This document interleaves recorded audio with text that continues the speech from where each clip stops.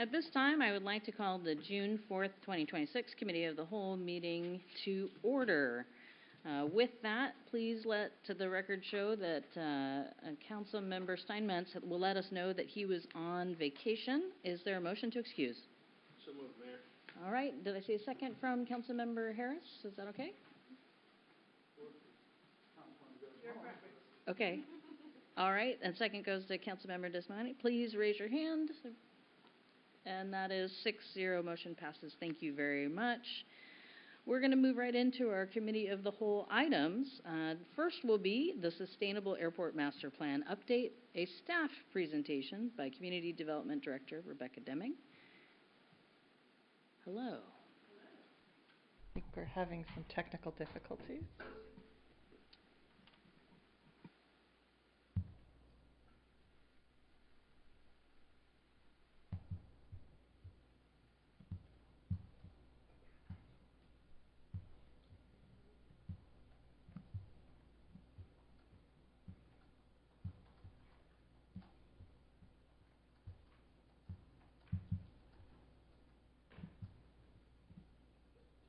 I just moved a new copy over into council meetings. Right there. Sam, yeah. See if you can open that.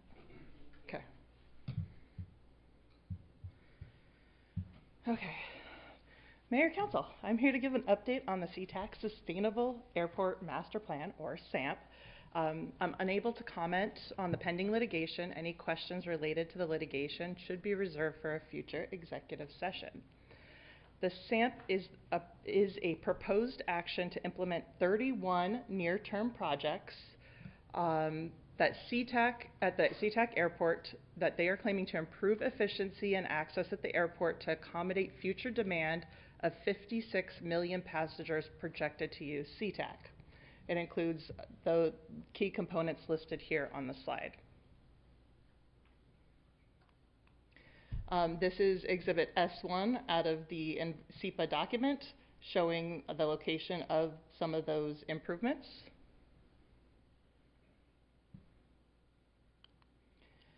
This is Exhibit S2, which shows a chart of impacts. The EIS categorizes these impacts, stating there are no impacts from the STAMP, or not significant impacts, or not significant impacts because of regulatory requirements, or significant impacts requiring mitigation. The only category requiring mitigation is transportation. In the history of the SAMP, the FAA was the lead agency under NEPA, which had the record of decision finding of no significant impact issued back in September of 2025.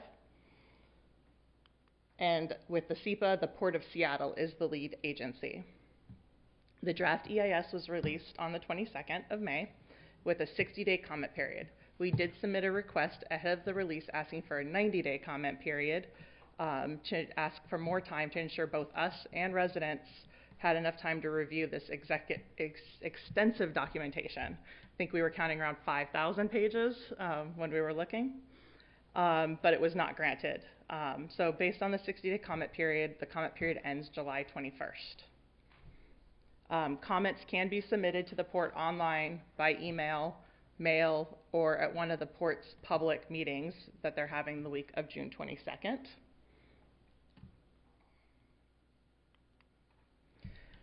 So within that, we've just started reviewing the document. Like I said, it's a very big document. It states that the EIS does build off the NEPA, providing some additional analysis on the topics that are listed here. It looks like they are relying very heavily on the NEPA work for this SEPA document.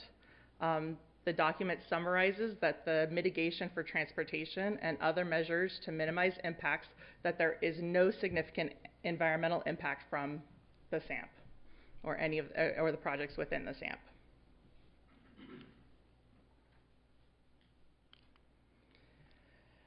The city is in an interlocal agreement with coordinated review of the EIS with SeaTac and Burien. We meet regularly with those cities weekly, and our hired legal and consultant team that are assisting us in working on the response. On this coming Monday, the our city's airport committee and Burien's airport committee are going to do a joint meeting, a study session in order to discuss a response. And then staff is also working with Burien to hold a public meeting jointly hosted for the citizens of both cities, or any citizen of this area cities. Similar to what we did when we did the NEPA, we did one just for our citizens, but we're looking at doing it jointly now. We've scheduled that public meeting for July 14th at 6 p.m. in Burien's chambers. I'm happy to answer any questions you guys have. Questions and discussion? Councilmember Harris.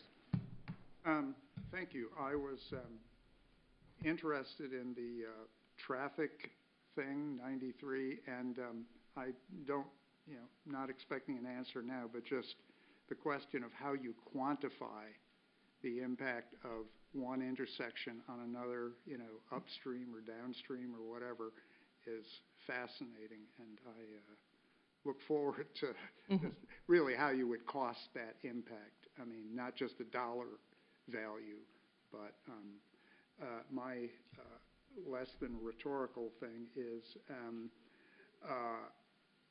what can you comment on what consultants we may have engaged with, or how our comment letter will, I assume the city is going to generate some kind of official comment letter. Can you elaborate on that, or is it? Correct. Yeah, I can elaborate on that. Similar to the NEPA, we're working with the 3 cities, so we expect to have similarly a letter that has 3 cities with all 3 SEPA officials responding. The consultants that are contracted with through CTEC, because that per the ILA, they are the contracting city, is Petite is one of them, and Leland is the other. And so the 2 consultants that are helping us along with the legal team. Who was the second one? Leland. Okay, thank you. That's helpful.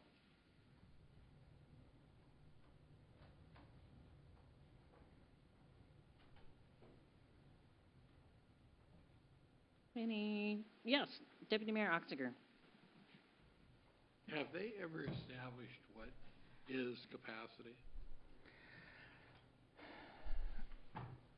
I don't know that they do, because as policies change, as planes change, it changes. So that's part of the concern that we have, is that as a no action alternative, it includes continued growth, and it's not a true zero growth comparison, which is one of the reasons why there's no impact of this, because they're saying even if they don't do it, you'll still get the same 56 million passengers whether you build it or not.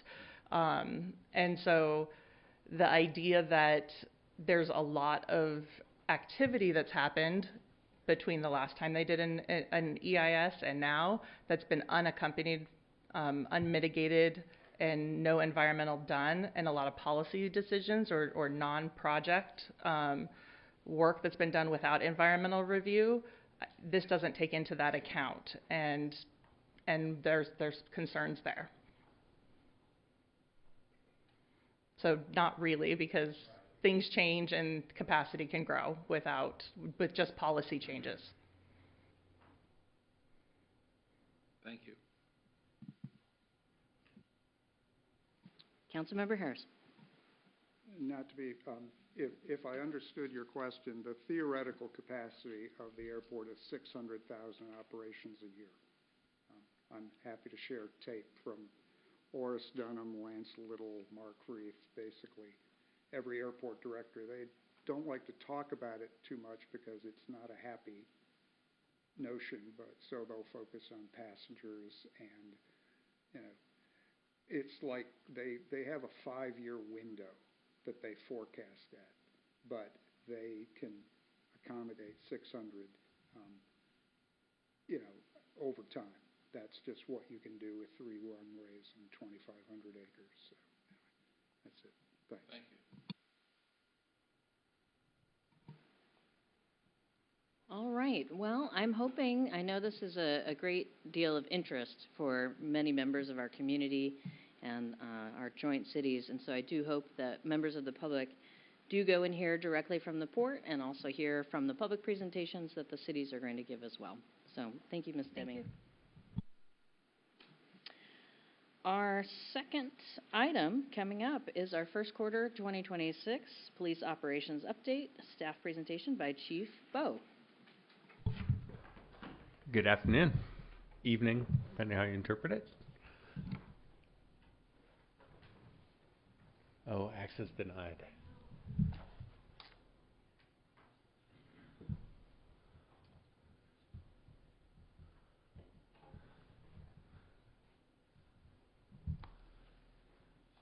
This is my joke on the city clerk. Password protected.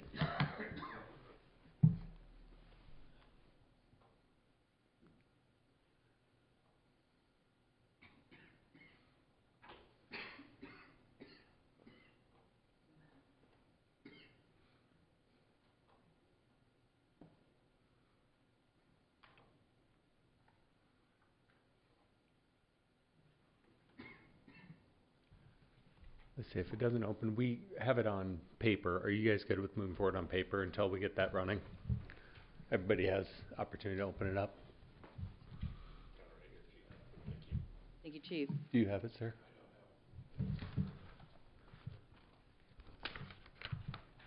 Do you have a second copy? Does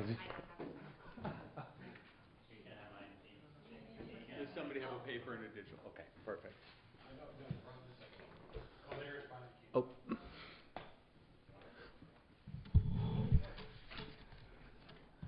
It's like 2020 all over again. We're making technology work. All right. First of all, thank you. This presentation comes out of some of the work we did on strategic planning and a desire for more regular updates on things going on in the city related to law enforcement. So really what we're going to try to do is have a regular quarterly update that we bring to council. We'll try to have some of that digital and some of that through email format, but more regular reporting of facts and statistics as opposed to just the one big annual dump that we do at WASPIC with the WASPIC data.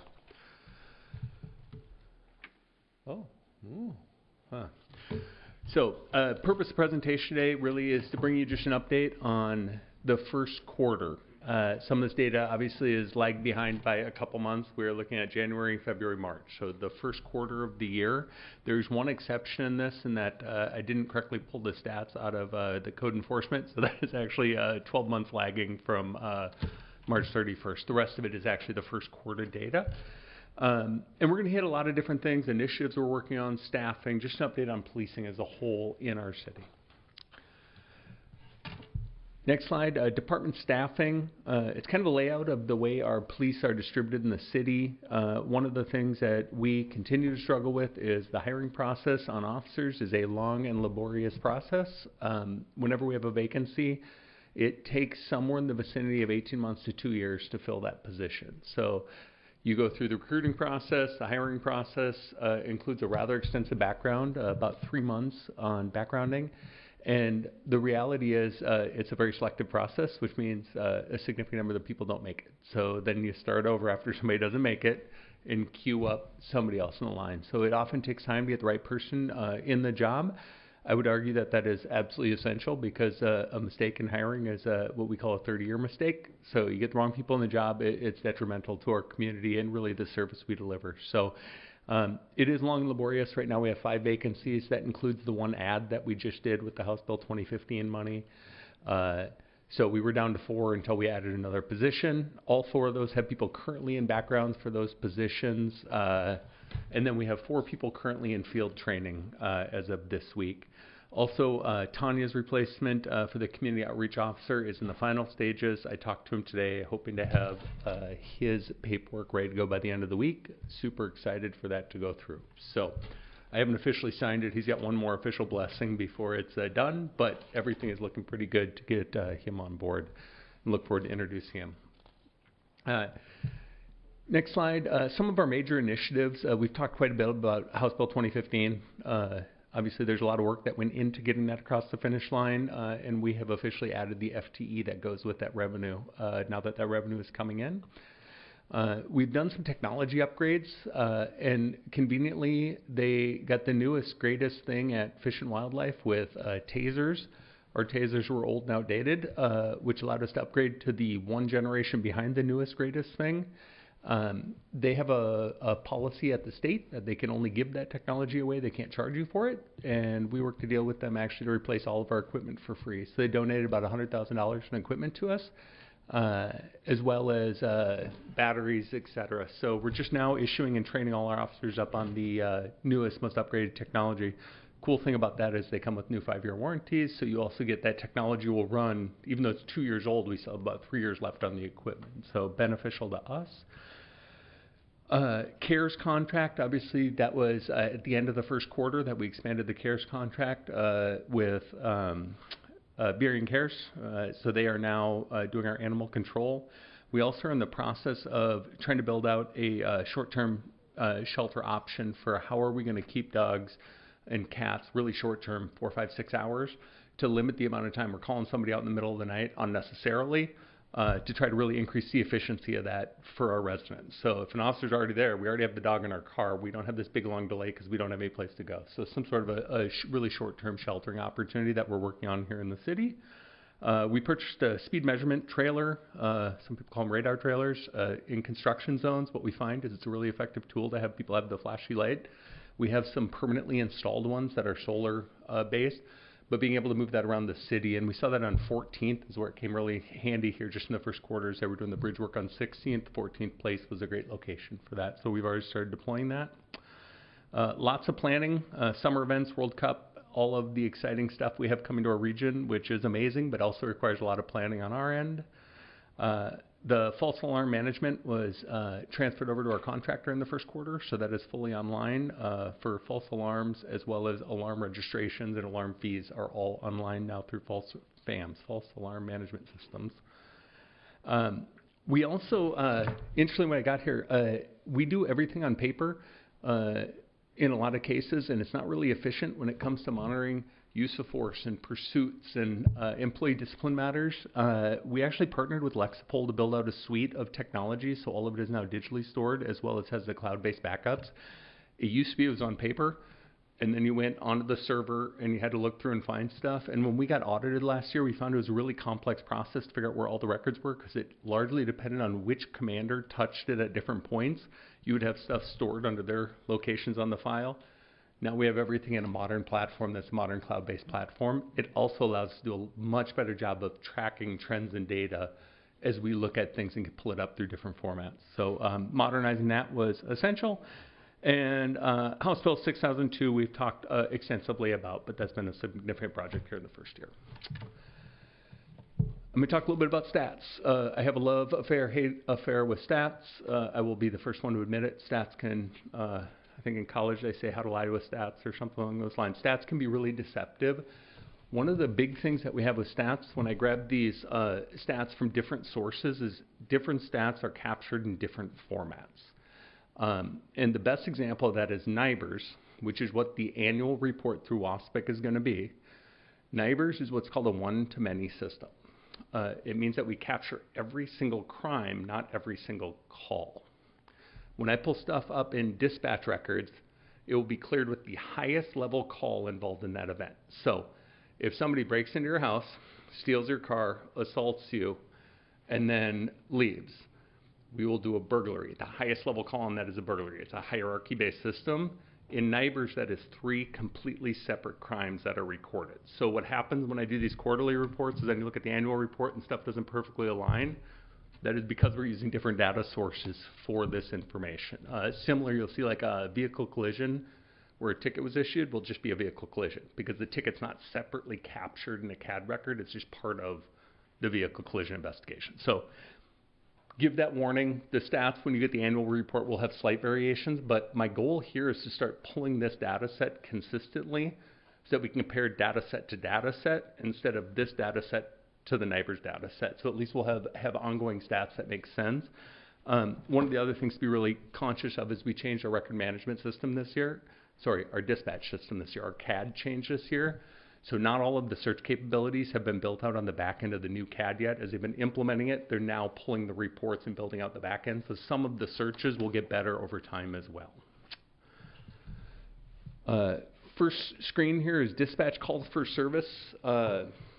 There's a caveat here on the bottom.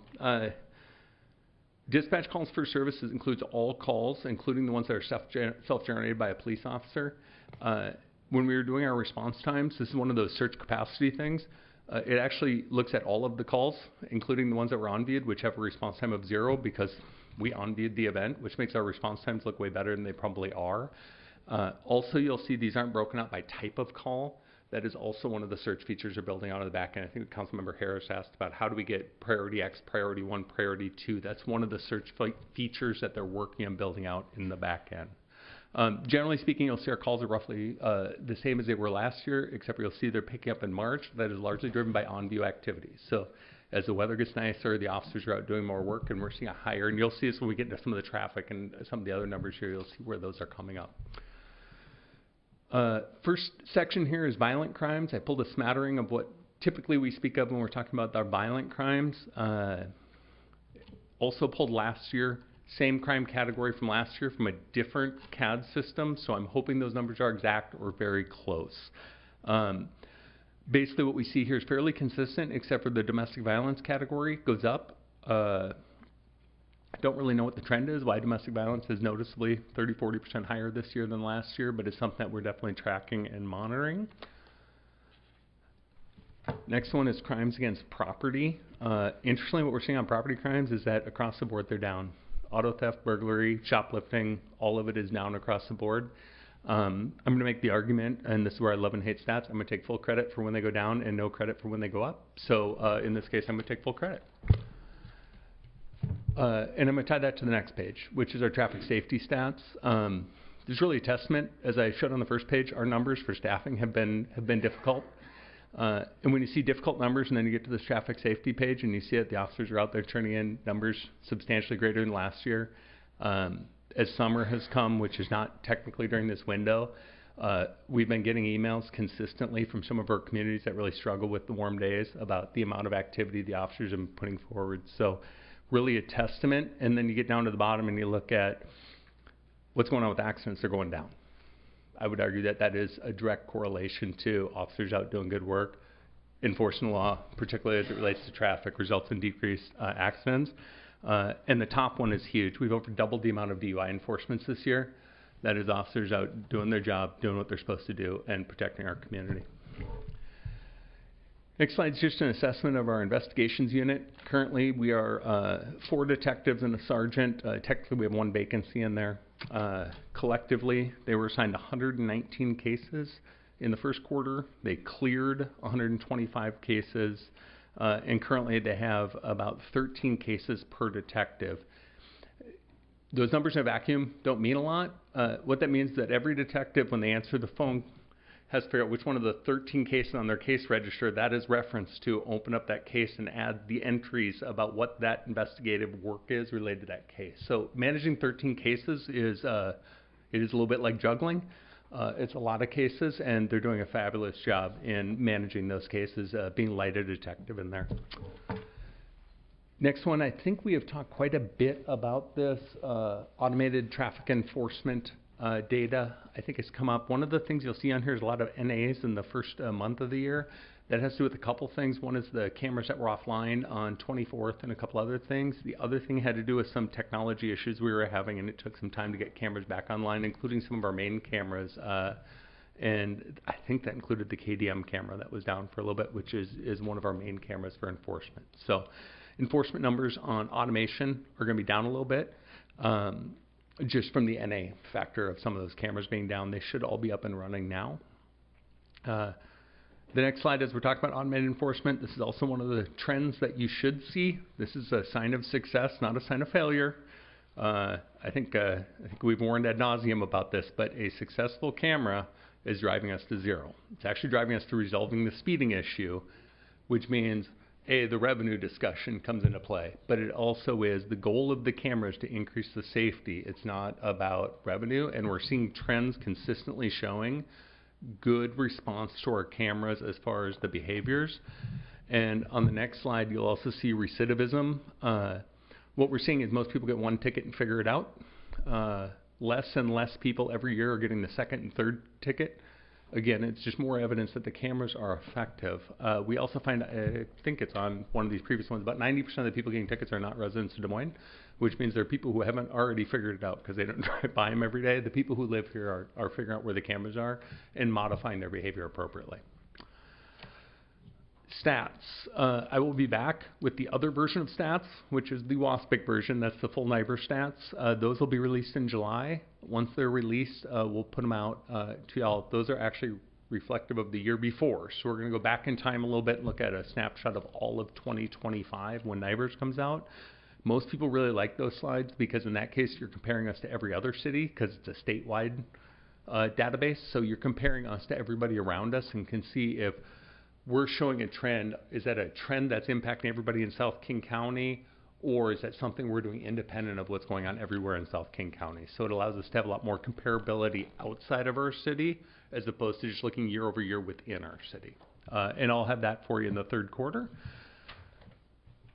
And I'm going to touch on a couple other things because the police department also has other units assigned under police department, one of which is code enforcement. This was the caveat of I screwed up and pulled the wrong data on this. So these are actually the stats for 12 months ending in March of 2026. So it's a 12-month snapshot here. Code enforcement officer Batterman took in 735 cases, which is astronomical. We do have another code enforcement officer in the wings here that we're working on. He currently has 143 open cases that he's working on. That's how many cases he keeps in his Rolodex. A lot of times people ask, how proactive is your code enforcement? I would say he's amazing, but it's also the capacity of his caseload makes it very difficult for him to go proactively work cases. So we are very, very response driven. And for those watching from home, please go on the website and ask for assistance with stuff. If you need it, there's a one-stop shop on the website for filing complaints related to code enforcement, and we will absolutely put them in queue. Some of his work, stop work orders, condemning properties, issuing tickets, and collecting civil infractions for people who are not figuring out what he's putting down. He is amazing at negotiating to get things done without enforcement, but when it comes to the end, we work with our legal department and issue enforcement as needed. Co-responder, Monica, or mental health provider response. 105 calls for service that she responded to. Those are dispatch calls for service for somebody in crisis. Law enforcement officers on 16 occasions said, hey, we need your help out here because we now are in crisis on a call that wasn't necessarily a crisis call, but it's become such. And then she did 42 follow-up reports, which at the end of the day, if we deal with somebody the night before who's having some issues, it's not worth calling somebody out. We'll put stuff in our mailbox and say, hey, tomorrow, can you check in on this person or something going on? So a total of 204 contacts. The thing she wanted me to clarify is a contact for her is a new person she's not already working for. So this is 204 new and original contacts. This is not saying I contacted the same person 204 times. So these are new and original people that she's engaged with in the first quarter. And upcoming events, last slide here. World Cup will be all of the excitement. You all have flyers on your seat. We are all super excited about World Cup. It's going to be an amazing showcase of, obviously, our entire region. If the weather's good, our waterfront becomes an amazingly attractive feature for people as you look at the beauty of our region. House Bill 2015, we've gone through all of the getting qualified. Now we have to implement all this stuff and things. There's a whole bunch of factors that come into that with training, record keeping, auditing, et cetera, that we're working to implement. Model policy as well is in process. We are an accredited agency. We're accredited through WASPIC. It is my intention to maintain our accreditation. It basically has a third party come in, look at us and say you are complying with all best practices. Our accreditation will expire at the end of this year. We're hoping to get reaccredited starting next year. So I put 2026 on here. It's actually 27 through 29. So reaccreditation will occur this year. We have hired an accreditation manager and are just starting that process. We continue to do emphasis on the highway and the waterfront. They tend to be our two focal areas. The warmer the weather, the more it moves towards the water. The cooler the weather, the more it moves up towards the highway, and we'll continue those emphasis efforts related to crime and crime trends in our city, and really what's driving our behavior is where the problem is at that point in time. Recruitment. Obviously, we have talked a lot about House Bill 6002, so I'm not going to reiterate that, but that is ongoing. And then really building out wellness.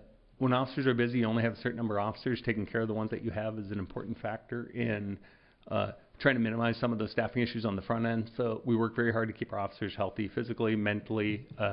Just today, we added a new app for a physical fitness app. But if people are healthy, they're deployable. That is ideal. And the Crimes in Washington report will be coming out in August. I was promised 20 minutes or less, and I think I'm reasonably close-ish. You are. Council, do you have discussion and questions? I'm going to go with Councilmember Desmond. Thank you, Chief, for all of this data. There was a question about the CARES contract a while back that CARES was upgrading their facility, this, that, and the other. Has the upgrades been completed, and are we at capacity to what was promised, or are we still working towards that? Yeah, so yes and yes, or no and yes, I think is the correct answer. They are in the permitting process of doing an expansion on their facility, which is something that is an ongoing process on their end. They have fulfilled their contract as far as finding places and ways to house animals when we've asked. Okay, thank you. And then one more question. Is it Lexapro Suite? Lexapol, yes. Lexapol Suite. Mm-hmm. Was that something that you were already implementing, or was that something that was to be the criteria for House Bill 2015? Or maybe it's a little bit of both? It's a lot of both. So one of the things that is a focal point for me is increasing the efficiency and transparency of our agency. Technically, the systems we were using in the past actually met the state laws. And I'll give you a great example. When a complaint came in, an officer complaint, we actually have a blue notebook that sits at the records desk that the sergeant pulls out and opens up and manually enters in a blue notebook the date, the time, the complaining party, etc. And then they go do the investigation, and then the outcome goes into the blue notebook. The blue notebook actually starts in the early 90s and ends as of implementing this. Legally, that is a completely appropriate system. What we found when we got audited from the state and we had to produce old records on complaints is that is painful when you have to actually go back and pull data out of that, because you have to manually recreate, I know the event occurred, but all of the data and the richness of that, I have to go online, find Assistant Chief Covey's folder on that, pull it out, and then pull the data out. That's really inefficient. So what we're trying to do is bring our agency up to modern times as far as how we capture that. And the suite is probably less expensive. Not probably, I will guarantee is less expensive than not having the data and having a civil litigation or something because we're not using good data. So it quite frankly pays for itself. The suite is, it's about $4,000 per module, so about $16,000 for the suite. And like I said, it pays for itself in a single complaint or just not having rich data to make sure we're taking care of our people. Thank you. Absolutely. Councilmember Nutting. Thank you, Mayor, and thank you, Chief, for the presentation. Got a question about staffing. How many officers do we have out right now? I know the chart makes it look like we're doing really good, and not to put you on the spot, but I just know I know how it works. So how many officers do we have out on either leave or injuries or L&I or whatever? As of today, 4. 4. Okay. 2 on-duty injuries and 2 FMLA. Okay. So there's 4 people out right now. 4 guys out. Correct. And every time you get caught up, this job is difficult on the physical body, and injuries happen, and that is part of the job. So it's kind of a perpetual. When you're a small agency like we are, though, it's 4 people is 10% of your department, or a little over 10% of your department is out on some variation of disability right now. So there's a lot of overtime, and our officers are doing good with the stress of all the overtime. And so far, lots of new boats and jet skis out there, I think. very good. And then one last question, because I ride with officers. I was out on a call where we had to get 2 dogs into a car, and that took that officer off the patrol off of the road for, I don't know, I think it was almost 2 hours, 2.5 hours. So when we're down officers and we don't have any cars, my question is what are we looking to do to maybe house dogs until animal control can get there? So we have a private donation that has volunteered to build out 2 dog runs in our city that we're working with our facilities team to build out 2 dog runs that ultimately would be a place we can house the animals temporarily. And then CARES would come pick them up from the dog run instead of the officer waiting on the side of the road. So we're in the process of building out the dog runs. Perfect. And then, thank you. Appreciate you. Yeah, thank you. Councilmember Harris. Thank you. I will try to match your lightning round. Other than GPS Monica, how many other non-permanent FTE are there on this chart, if any? Monica's a permanent FTE under House Bill 2015, so she is technically funded under the grant through 2027 because we already had that grant, but she will rotate onto 2015. Everybody else on here right now is general funded or funded through another source. The code enforcement ad will be a specific pool of money that is, I would have to have Rebecca come explain it because she's smarter than me when it comes to this stuff, but it's a specific pool of money that will be that FTE, and that's a temporary FTE. It's not a full-time position. I appreciate the correction. When I look at the, what Councilmember Nutting said in terms of recruitment and being down, it would be, what I would always hear traditionally is that morale, this was considered really a good place to have duty versus some other cities. I would be interested offline or whatever, but is that still the same value proposition? I mean, just because of the incentives and the bonuses and so on, it's probably too broad a question. The connectivity, when the officers do their thing in the car, is that going to the server now, or is there still a paper element involved when they, file a complaint or whatever they do recording a call?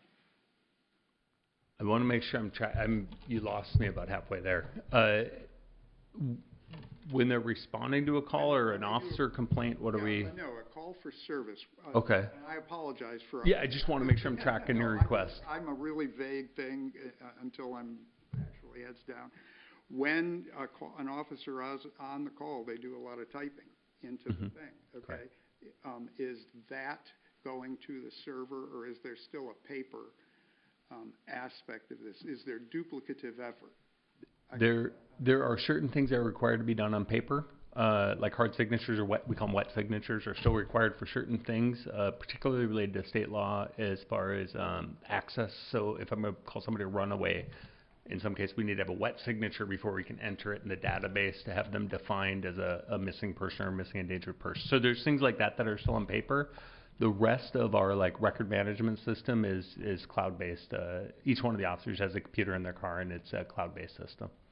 Okay, I'm just always struck by, I did this one fireworks request, and it was that hundreds of pages of hard copy stuff that you alluded to. And so, anyway, let's see, last but not least, I would be interested at some, one of your predecessors said that, we used to have a very high volume of code enforcement, and we had a different system, and Corey was able to knock that back significantly and everything, and but the premise was sort of like the red light cams, in that over time, ideally you would want the number of complaints to go down.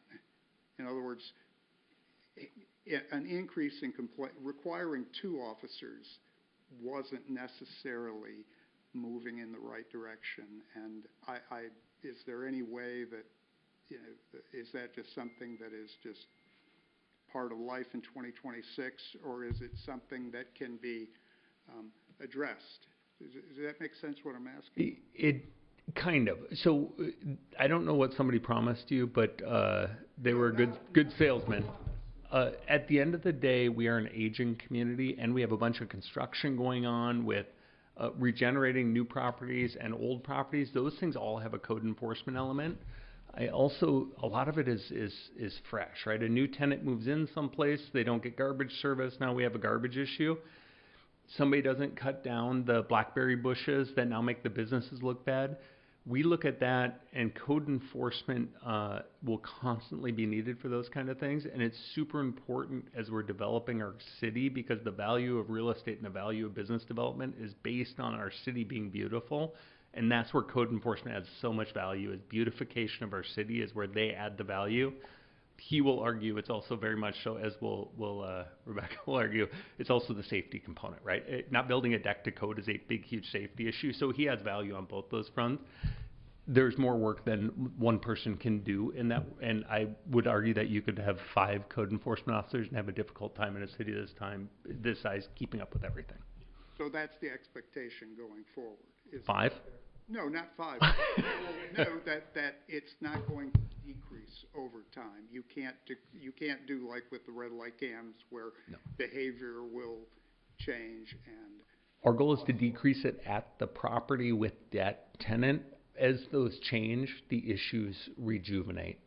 And that is the case of code enforcement, as well as properties age and people are doing renovation-based stuff. There's a ton of code enforcement building concerns that come into renovation work as well that he deals with extensively. Thank you. Thank you very much. Yes, sir. Deputy Mayor Oxiger. Chief, thank you for the report.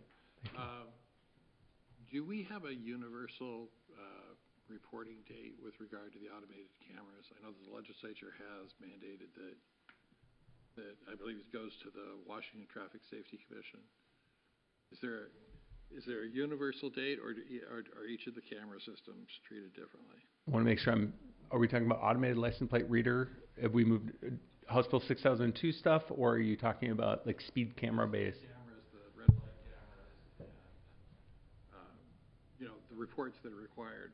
Yes, so we are up to date with all of our reports. They're annual reports that we have to file on those, and we submit those is it March that we submit them?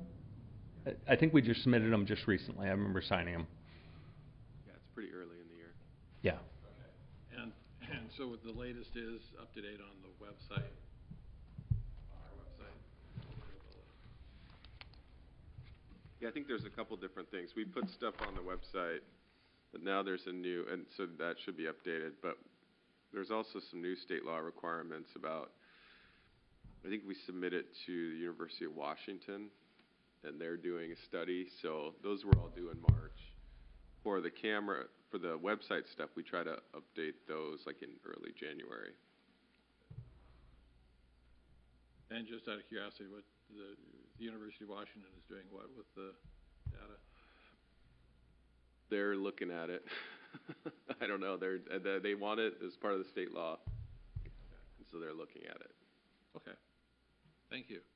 Councilmember Bloss. Thank you, Chief. Yes, sir. Regarding the code enforcement officer, you mentioned you could use 5 more. And I agree with you that it's really helpful and necessary to have a beautiful city and safe city. Well, would you recommend at least getting another one? I see it's not listed as a vacancy, but I feel like we should strive to get at least 2 code enforcement officers. And are they do they have to be commissioned officers? So they are not commissioned. They're civilian employees. They're limited commissions so that they can write tickets, so I have to give them authority to write civil infractions. We have one that is currently in the hiring process, so we are doing interviews in the near future. But we'll be doing interview and selection here in the near future. That position is a temporary position. We have funding for about 2 years, give or take, for that position. At the end of that, we'll see where we're at and go forward. But we do have a temporary funding source that is outside of the general fund that will be paying for that position for about 2 years. And the fines that they write, that money cannot be used to pay for their salary? I honestly don't know the people we have, the more fines we write, the more we can. Is there a linkage on that? Do you know, sir? No, code enforcement fines are general fund money that can be spent however the city wants to. So hiring more code enforcement officers would presumably generate more fines to pay.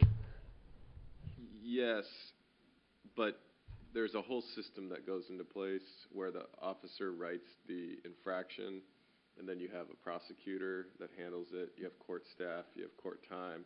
So there's a lot of staff time involved. So you're probably never going to have a revenue neutral type of situation. One thing I will say on that is that what it allows is proactive code enforcement, which means that we can do more targeted enforcement on areas where, like, particularly like if you're having a high crime area or we're having an area that we really focus on a new business development, and that's where we can have a lot of impact with proactive code enforcement, is really helping the city build specific areas that are important to the city. Councilmember Harris.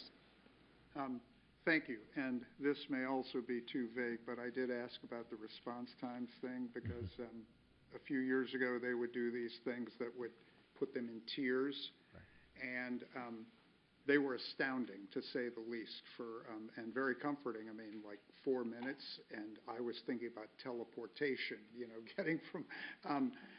my question is, you said that you might be working on getting that kind of thing back, and will they be the same type of stats? Meaning that you alluded to something I've just noticed when I've looked at these reports over the years. They are done in different formats and so on, and are we heading towards a world where there will be one set of reporting where you can look year on year and feel like the numbers are, apples to apples? I'm not trying to... No, I'll give you the quick answer. The quick answer is no. We all use different proprietary software, and at the end of the day, we're a customer in the Valley Communications Network. We are not an owner city, which means we have influence in asking them to produce certain reports, but we don't control the actual choices they make with technology and reporting. They are responsive to the request to build out the back end that we've requested.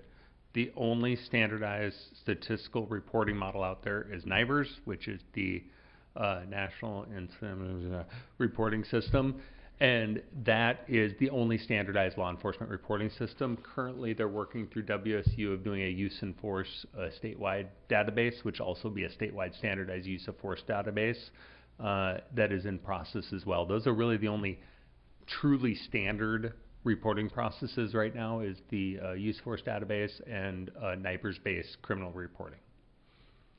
Yes, sir. I do have a couple questions. Thank you very much for your presentation today. Yes, ma'am. In the past, I know that we had, I believe it was an officer dedicated to recruitment. Is that still an assignment or a focus that one of the officers has? No. Not because it's not important. It's because of our staffing levels. I can't put somebody in that position. I will say that 3 of the last 5 people that have applied here, during their interview, their reason for applying here is because they ran into one of our officers off duty who convinced them to come work here. So at the end of the day, you have 36 recruiters out there if we're doing our job right. Great. Thank you very much. And a lot of talk about code enforcement, a lot of numbers there that were great.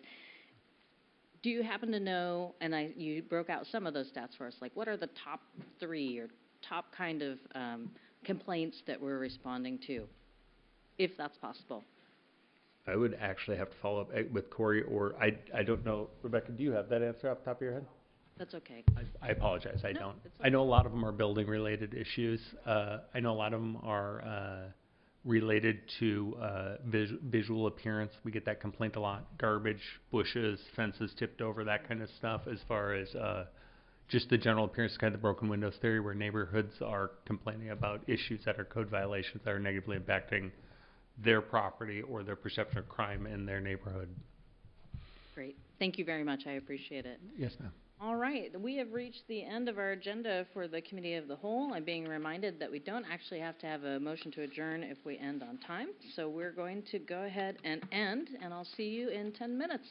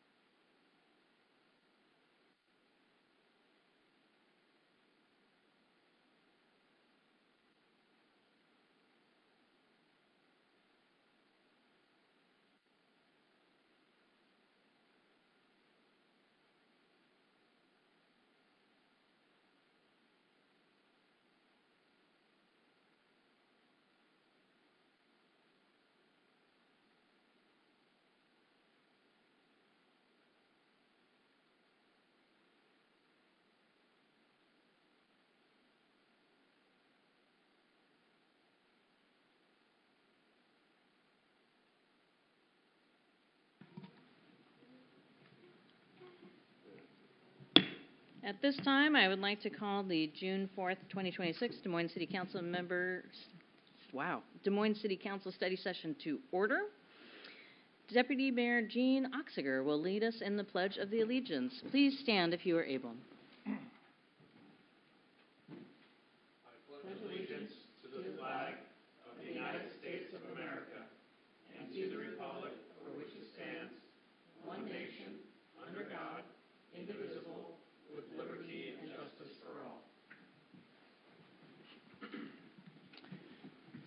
Thank you.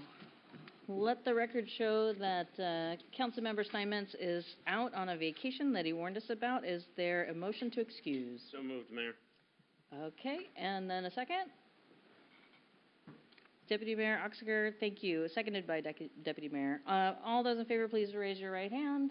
That is 6-0. He is excused. Thank you. Now is time for comments from the public. Because this is a study session, we're only taking comments that pertain to tonight's agenda. But I did hear that we have no one signed up. All right, thank you very much. So moving on, we're going to talk about our discussion item number 1, infrastructure project and funding. Our staff presentation is going to be kicked off today by our Public Works Director, Mike Slevin.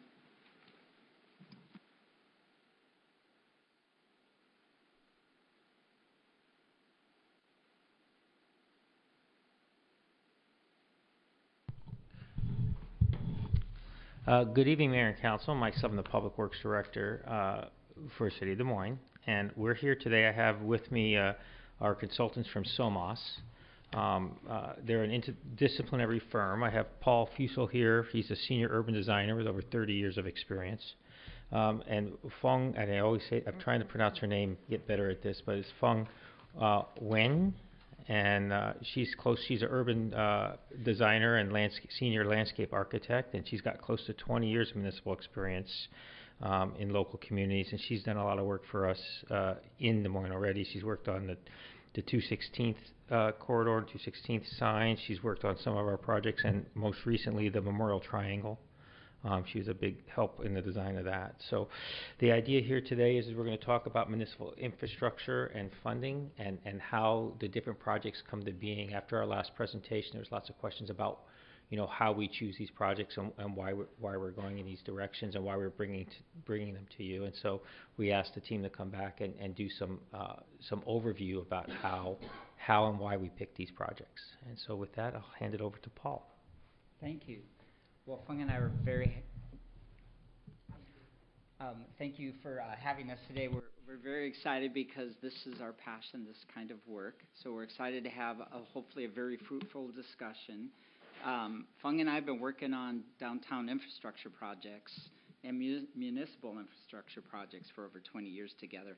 And just for the record, I work for her, just to want to always make that clear. With that, we're just going to dive right in.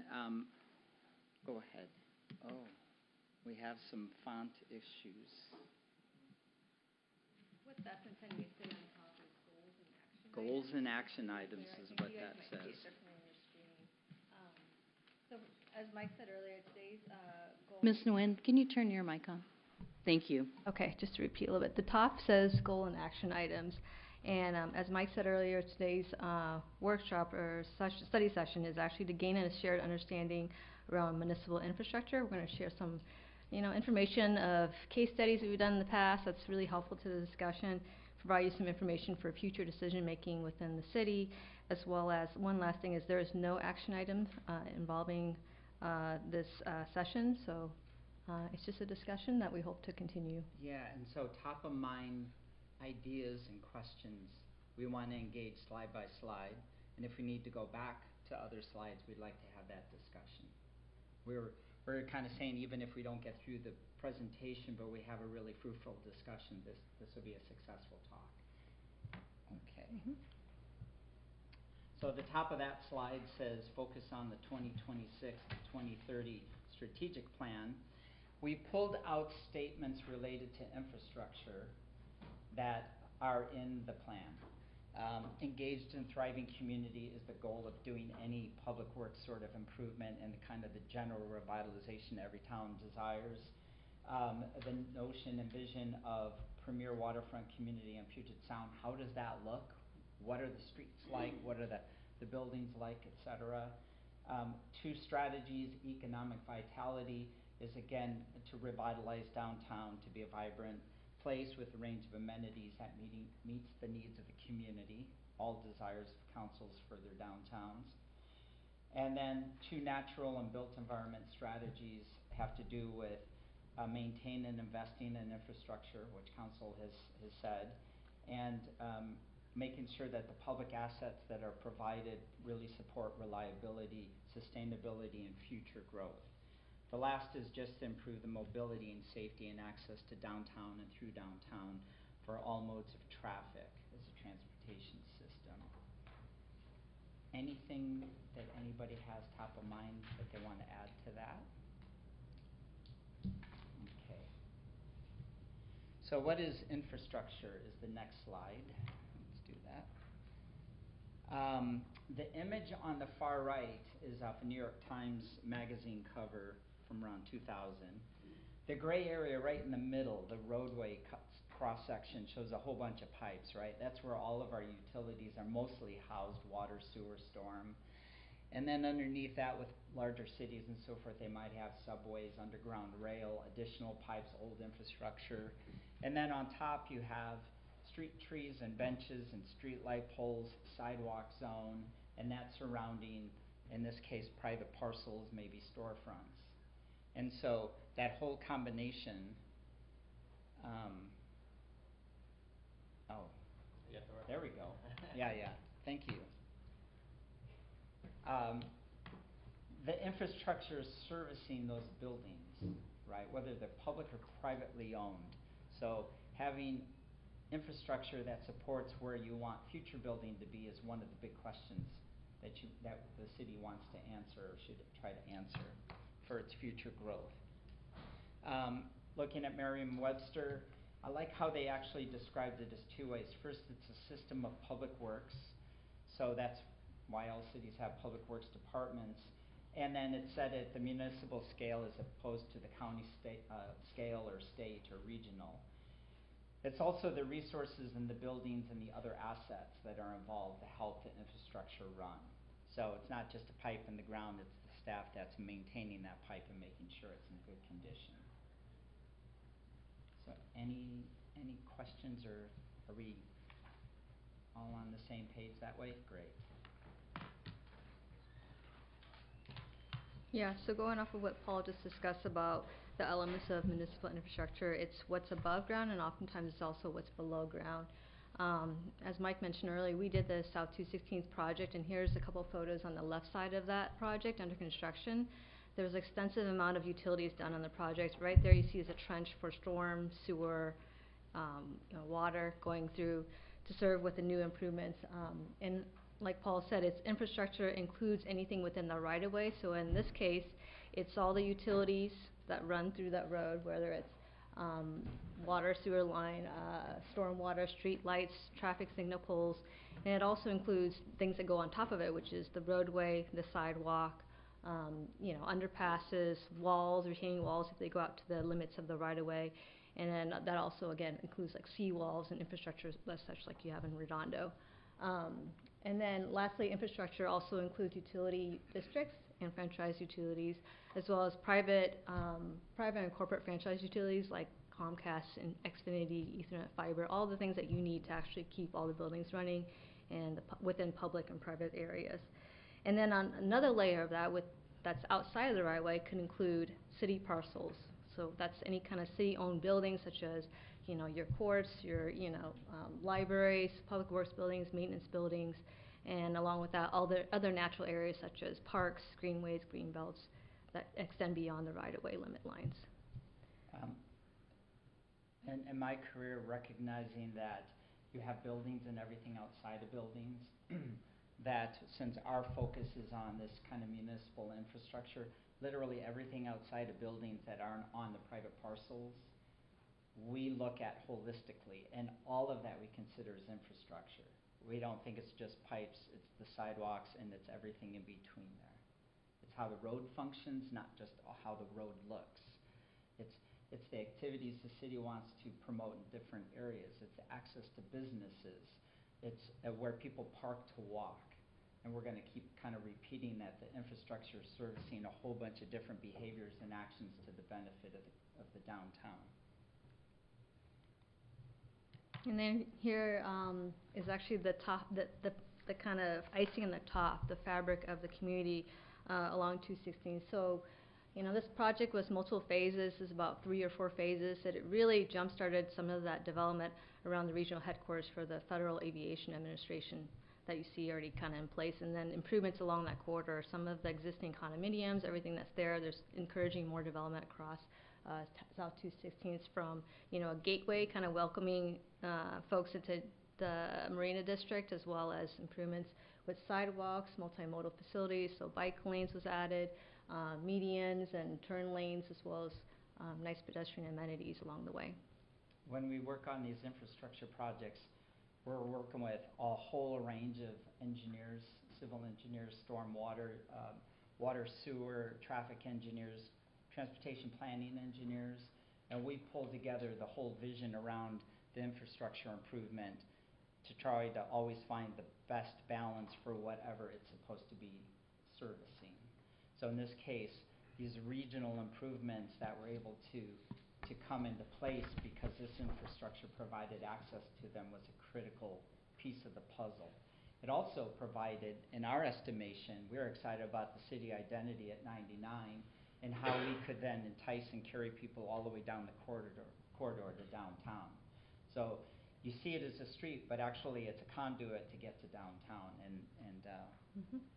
again, that's how we look at this infrastructure.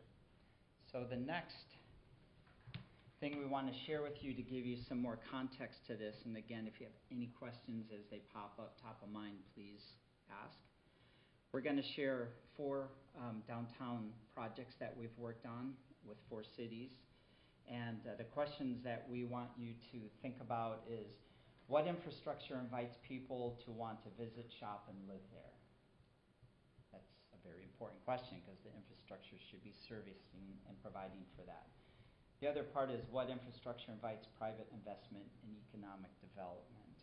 What kind of infrastructure does private money want to invest in around the place that makes their place a stronger asset, in a place they could lease for either living or for commercial use? Yeah, and so the 4 projects we're going to go to really is to bookend you know, the range and scale of infrastructure. The first 2 is a little bit smaller, obviously. So Duval has a population, at the time of doing this work, it was around kind of 2010-12, right? There's a population of about maybe 900 people or so. No, 6,000. Or 6,000, excuse me.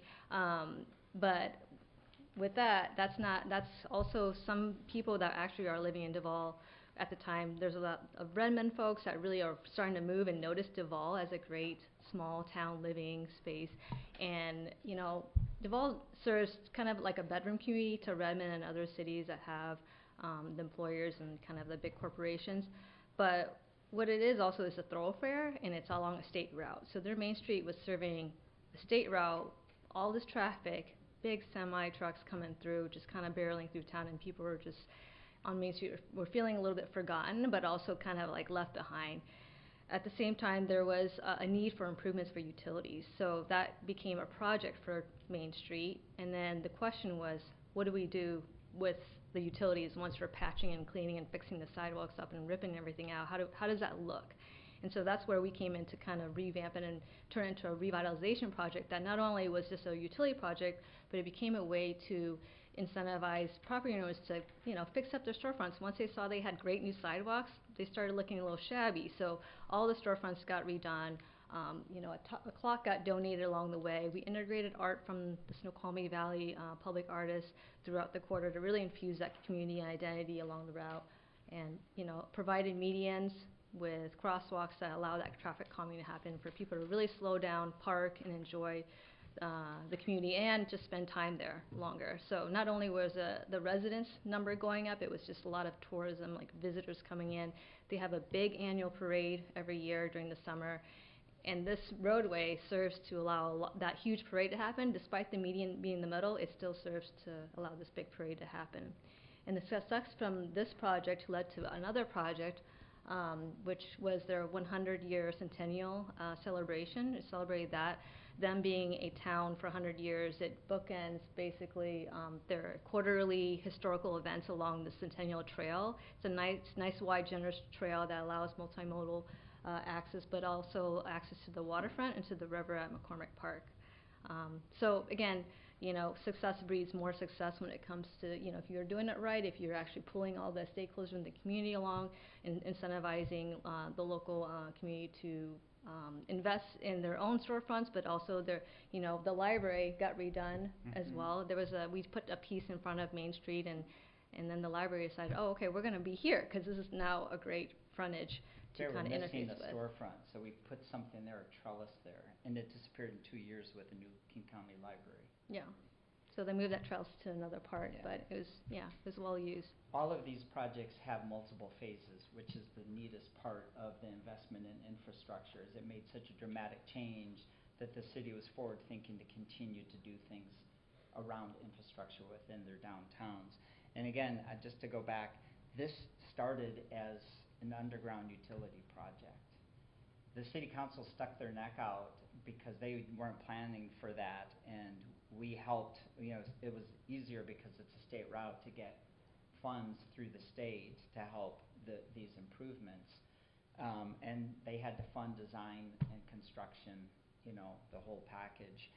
But the change and the depth of which they were willing to go once they realized that was the question they needed to resolve. What you can't see here is the incredible spider web of aerial wires that covered this street. There's still on Google Earth one little spot where they still have a snippet. You can see the condition of the street, which is completely different. Everything was undergrounded. So that alone was for us a significant change. When we heard that the people who are living in the new part, the suburban part kind of Duval within the city limits, didn't want to go downtown because it didn't feel good. And after this happened, they were delightful to come downtown. So there's a perceptual change that actually happened within the community.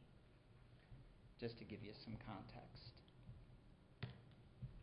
And then here is another example of great municipal infrastructure being done in Langley. It's on Woodby Island. I don't know if anyone's been there, but it's a great little kind of beachy environment. You have that kind of ferry ride to there, and then you can enjoy your day and come back, or you can stay and really immerse yourself in the community. In Langley, there's 2 main streets. So one is more of like storefront facing, really kind of more tourist, with shops and boutiques and everything. This street that's right behind it, Second Street, it's more of a local street, but it has a ton of local restaurants.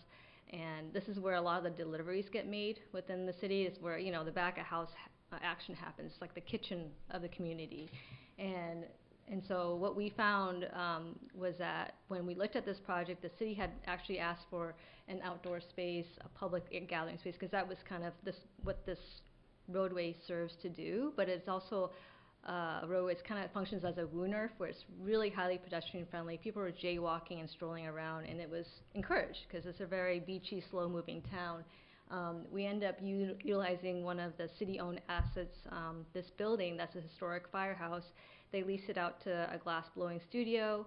It's naturally programmed to be people-friendly already, and so having a stage and a place for everyone to hang out was what we ended up doing. It's a raised intersection, mid-block way. The project extends a full super block. It's about 1,000 feet, but this is a portion of it shown here in the upper right picture there. There you see the firehouse in the middle there, and kind of it's more of a slow-moving zone, but it really you can see that we did a lot of improvements with the sidewalk, landscape. We also did a lot of storm drainage. This is a project that won the APA award for Great Downtowns in America, and then as well as a Great Green Award for infrastructure, just stormwater mitigation and everything along the way. But yeah, this is a raised plaza that goes across the street, so it's a slow zone. It's essentially like a raised speed hump, but very wide. So it's not inhibiting traffic, but it's keeping everybody at a reasonable pace. And with this old fire station that they still own but lease out, they've made the most of that asset by having this public space. They have communal dinners there, they have little dance sessions, they bring in musicians. So within the town, they've got this space that everybody kind of comes to. But this was started because of aging infrastructure and also some utility work underneath. So the planning director who initiated this and got funding from various sources had this idea of this communal space. And then we worked with the community. All these we've worked through public involvement to find kind of that sweet spot for how the infrastructure should show itself. I have a question for you there. Yes. Thank you for saying some of the things that were changed. So I heard you say that there were stormwater changes, there were sidewalk improvements. I happened to be in downtown Langley about a month and a half ago in April, and it seemed like there were a lot of side streets that were pedestrian only. And so can you tell me more about what changes you all, or what the project entailed? Because things like the firehouse was already there, but what else did you do to sort of, in the project itself, what else was changed or in constructed? Sorry. Yeah. So we completed the whole super block of like 1,000 feet. If you go to Portland, they have kind of the smallest city blocks where about every 300 feet there's another street. In Seattle, it's about every 400 feet. If you go to Bellevue, it's like 600 feet, and they're kind of super blocks, and they've started to put in these privately owned but publicly during the day available spaces to walk through. So when you're getting to 600 feet, it's too big. This 1,000-foot long block had multiple cut-throughs that existed before we came to town. What we can't show you is you probably saw these little wayfinding plaques that helped any first-time visitor realize they could walk down that path to get to First. So we put those all along. There's little wayfinding medallions. There's little artistic treatment. We not only did the center space with these pavers that go from the firehouse all the way across the sidewalk, we did 1/3 of the zone is in concrete, and they can block that off and still get access to like the post office and other things on certain days. But we improved it all the way to each intersection. It included a bioswale, rain garden, new utility improvements underground. In this case, to note, there's power poles out there that we kept, and we kept it because of the ambience of that town and the Cobra heads. They wanted like minimal lighting. They're not a big urban area. It's already kind of in the boondocks, and they wanted to keep that. And to underground those would have, for them, been a problematic sort of issue. We did walkabouts and full public involvement with everybody. So these pictures kind of give hint. We could have brought more, but there's custom seating, and then all that furniture, those amenities were brought there. There's rotating art that happens in that space, and then the city activates it in a very nice programmable way all year long. So I hope that answered your question.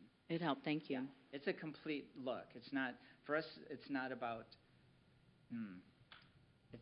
the stuff, it's how the whole place functions. So the angle parking and the parallel parking, when we widened the sidewalks, was done with great care because they were too minimum, so we've widened them out.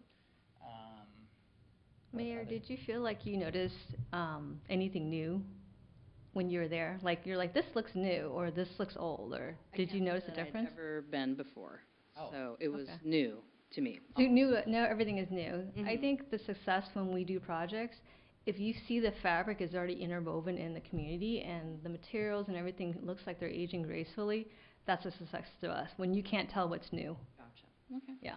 Thank you. I see Deputy Mayor Oxier has your hand up. Thank you. Yes.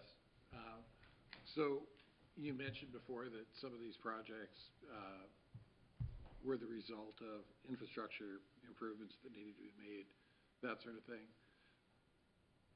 Is that, okay, which is the preferred way to do it, as an incremental addressing an issue, or is it better to start with an initial overall plan so that, you know, we're doing our first strategic plan in 67 years, you know. So is it easier to make these changes when you have, you know, a concept in advance rather than as a problem comes up, how do we enhance that project? That's a great question. Without a doubt, if you don't have a vision, then anybody who comes to town who wants to do anything in the town doesn't really know what you're aiming for. So you do the vision to inventory what you have, to inventory what's not safe or a crossing or where it is, or ADA needs, or pipe, utility needs, water district, aging pipe needs, whatever that might be, right? And so you want to know all that information, and then you want to build upon that a vision for how new development will come in and how that shows itself. Without that, it's very difficult to kind of do it piecemeal, because it's all going to be happenstance.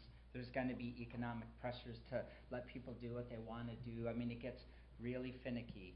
If you have something that you can hold to, just like code, right, then you can have that vision clear, and then you can talk to all parties, the public, staff, the general public, other agencies that come into town as to what your desires are. So your initial strategic plan is really a goals visionary sort of listing of desires. The next step would be to get into the nitty-gritty, to document what you have, and then as a city, as a community, try to understand where do you want to take that when you talk about revitalizing and a thriving community. Really, what does that mean?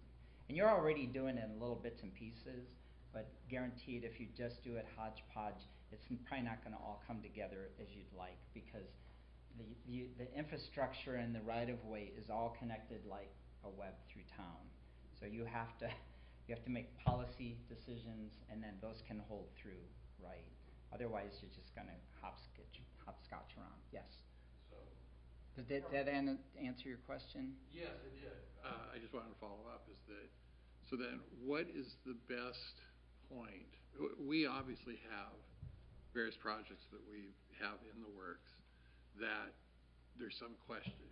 People are having some questions as to whether or not this was a wise decision to go in this direction.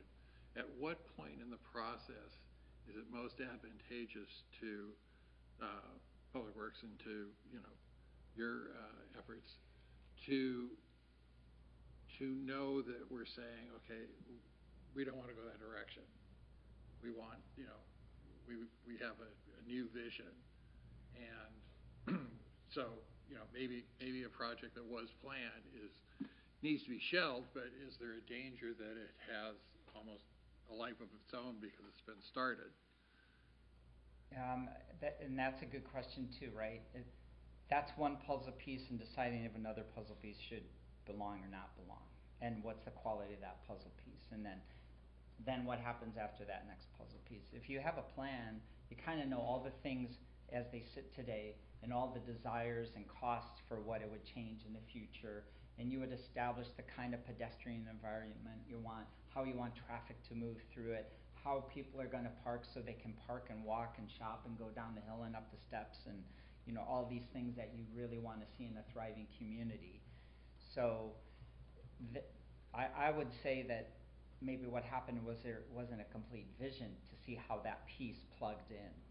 So now you're reacting to one piece, but you don't want to continue just by piece. You really want to have a sub-area plan that includes buildings and housing, or at least a downtown plan that just talks about all the public rights of way and the way you want to have utilities and everything expressed to the standard that would then entice and attract developments.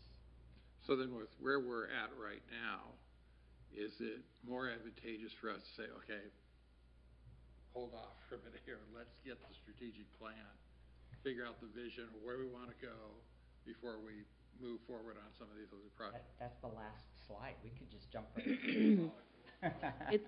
Hold on just a second. That's good though. Just a second.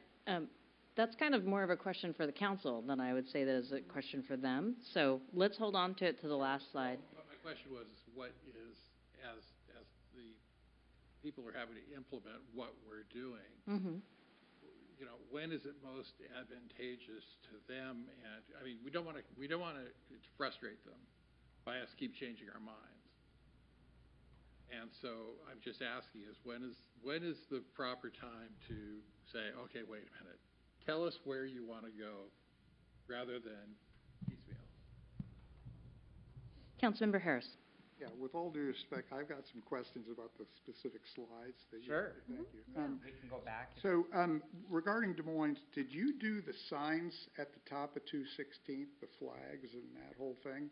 And then you put together the whole package going down, that I would call the business park, FAA and so on. I wanted to point that out because, the signs don't kill me. I'm starting with the negative part. They imply a gateway that does not exist. They're not really, and aesthetics. The council would change its mind all the time on look and feel, and I really wish we had. But beyond that, the continuous functionality of it is outstanding. I think it's the most successful project of its type in the city because it does exactly what it was meant to do with the 635 and stuff. But the real gateway into the downtown, what I would call 152nd in Burien and First, okay, that's really at the Triangle and, at 227th for me. I used to live in Burien and I look at 152nd and it's seamless now. And it doesn't look like anything's changed, but it's been this very continuous little thing, and now it's eminently walkable, and to me, it's a real success. But it doesn't look like it. It doesn't look like this planned thing. It really looks like. But if you had a before and after, it would be really stunning to people. I don't think people get it. But I'm trying to think just mechanically. 216th was, in a large sense, easier.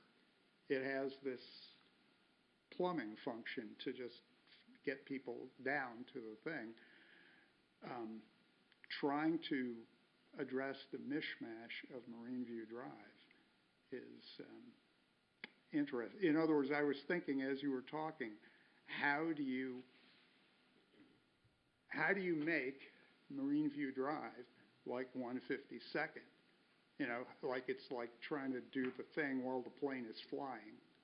And that's I'm going to wait. I'm just going to wait for the answer. But I just wanted you to know. I think 152nd is a real success story, just aesthetically and just in terms of functionality. I'm not saying it's the right answer for us, but it's just, how do you make that continuous experience? Because it wasn't like that when we first moved to the area, like not at all. So, well done. That's it for now. I do actually have a couple questions, and ironically, it is also about 152nd. I am extremely familiar with the functionality of 152nd, and I'd like to move past the surface level attraction and look at the functionality. We did speak about what drives people to visit, shop, and live there. It's going to be the word safety. Safety is going to be that. And what brings developer interest is going to be the public attraction. Those are very hand in hand. Did you guys do 152nd? Okay, I'm gonna apologize ahead of time. That's okay. I had a business on 152nd. There were many things that I'm sure were done out of cosmetics and things that seemed aesthetically pleasing, but there were areas there that created difficulty for businesses, accessibility, things like that. So as the accolades for how beautiful things are, I don't want to lose the attention to detail. For example, on 152nd, it is front-facing angle parking. I watched far too many mothers push their strollers into the oncoming traffic, to open the trunks of their SUVs and their vans to load their children. As a business front-facing onto 152nd, the only way to receive deliveries is in the alley. The alley wasn't large enough for vehicles to pass each other. So not only did business owners like myself get trapped, delivery drivers got trapped. As beautiful as the front is, then we still have to make sure that there's still functionality on the other sides. The benches are beautiful. They're also an attraction for things that are not beautiful. Like, I'm not even gonna go there. But I do agree that the seamlessness of it not looking like it's all just happened overnight, because 152nd is an example of how one side of the street is much older architecture and the other side of the street is brand new. I do just want to make sure that we're still keeping in mind the functionality at the same time as the attractiveness, right? I've been to some of these cities, Duval and all that, and it does function differently, but every city is going to have its challenges. Every city is going to have its issues. Deputy Mayor Oshiger, I can't say his last name, Gene, has a valid point. What order do you do these things in? And sometimes you don't get to know that ahead of time. And I think Burien is a good example of how one side of the street got handled the way the other side didn't, and you can't really go back anymore. You're not going to tear all those down and do it again. So I just wanted to make sure, while we're drawing attention to all these things, I just want to make sure that we're also looking at the functionality, because again, once you put it in, you can't take it back. But I'm excited for the possibilities. I'm excited to see the changes and things that we can be doing in Des Moines, along with our strategic plan. But I just want to make sure that we're watching on the backside, the not as shiny penny side, that we make sure that it's working from the inside out. So I'm looking forward to the rest of these, and my apologies again about 152nd. No, the reality is these are really complicated little puzzles. That's why, from my perspective, and really I'm only just sharing, the perspective and our experience with literally dozens of projects we've worked in downtowns, that they're complicated pieces, and functionality is actually what drives us. It's not the aesthetics. The aesthetics come out of talking to council and to the general public to figure out identity, thematic branding, right? Because every place is unique. You have to find your identity, and then we would try to reflect that in whatever materials to whatever quality, the community would like. 152nd is, and everything you said, I won't argue with any of it, especially the angle parking. It was a 4-lane road and there was fatalities. That's what drove this project. So the first one was underground pipes. The second one was a mishmash between utilities and this wanting to create this living space. This one was because of fatalities. So we took 2 of the outside lanes out because the people are using it as a cut-through arterial. If you go out there today, it's a slow zone. It's a parking street. People are only driving there knowing that somebody might back up, and that addresses that problem of if you're using your hatch or you have to go in the back, then you're, more in harm's way with traffic. The lanes are actually pretty wide to accommodate some of that behavior, but I'm not saying that that's not a perfect scenario. It's not. And that actually, by taking out that space, our sidewalks on that project are 14 feet to 30 feet because of that angle parking. So a lot of kind of plaza space for activities. This is also a street where their 4th of July parade goes down. But what I really want to just say with the 3 council members' thoughts is that you all share one very important element of what infrastructure is all about, and it's the experience that people have coming and going to these places. And what that infrastructure, not just for the roadway and the mobility for the people in the cars, for the people who are walking along the streets or on their bikes, it's that all those underground pipes are servicing those new buildings, they're set up for those new buildings, and then you get this whole sort of experience that did not happen in those other 2 places, as well as downtown Burien. And I have the before pictures for this because I took them. in the middle of the road. As I was scratching my head going, what do we do here, you know? I had one point I wanted to, because I heard it a few times, and that was just how do we know which way to go, and when do we start on this and when do we start on that? And we haven't spoke about it yet, but that comment has come up a few times. A lot of that has to do with once as staff we understand the city's vision and the council's vision to go forward with the strategic plan. A large driver for that about when we do things is really funding, right? So the opportunities to grant funding and the opportunities, whether it's the turnback of 509 becomes a big driver for us to try to do that, or whether it's you want to do the comment in Public Works, chaos is your friend, right? To get funding, you need to have all of these elements in, because there's different grants for each one of these elements. And so you have to really put together a mosaic of all these different funding sources, whether it's you've got, multimodal, so you're out of biking lanes, and now you score extra points so you can get more traffic, or you're reducing traffic, putting it on a road diet, or you have stormwater components, or all these other things.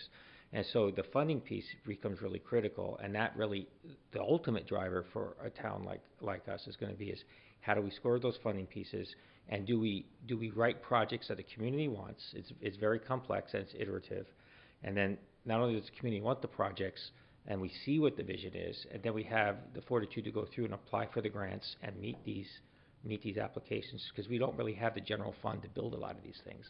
So how do you build these projects that score well in all these grants? And we're going to talk about that in a little while, and then build the projects. And so funding is also another factor on when do you build which portions of it.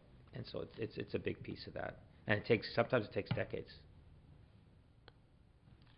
So I'm going to finish up on 152nd. We're going to talk more about what Mike just brought up, because it is a very important piece of the puzzle of how you actually manifest new infrastructure.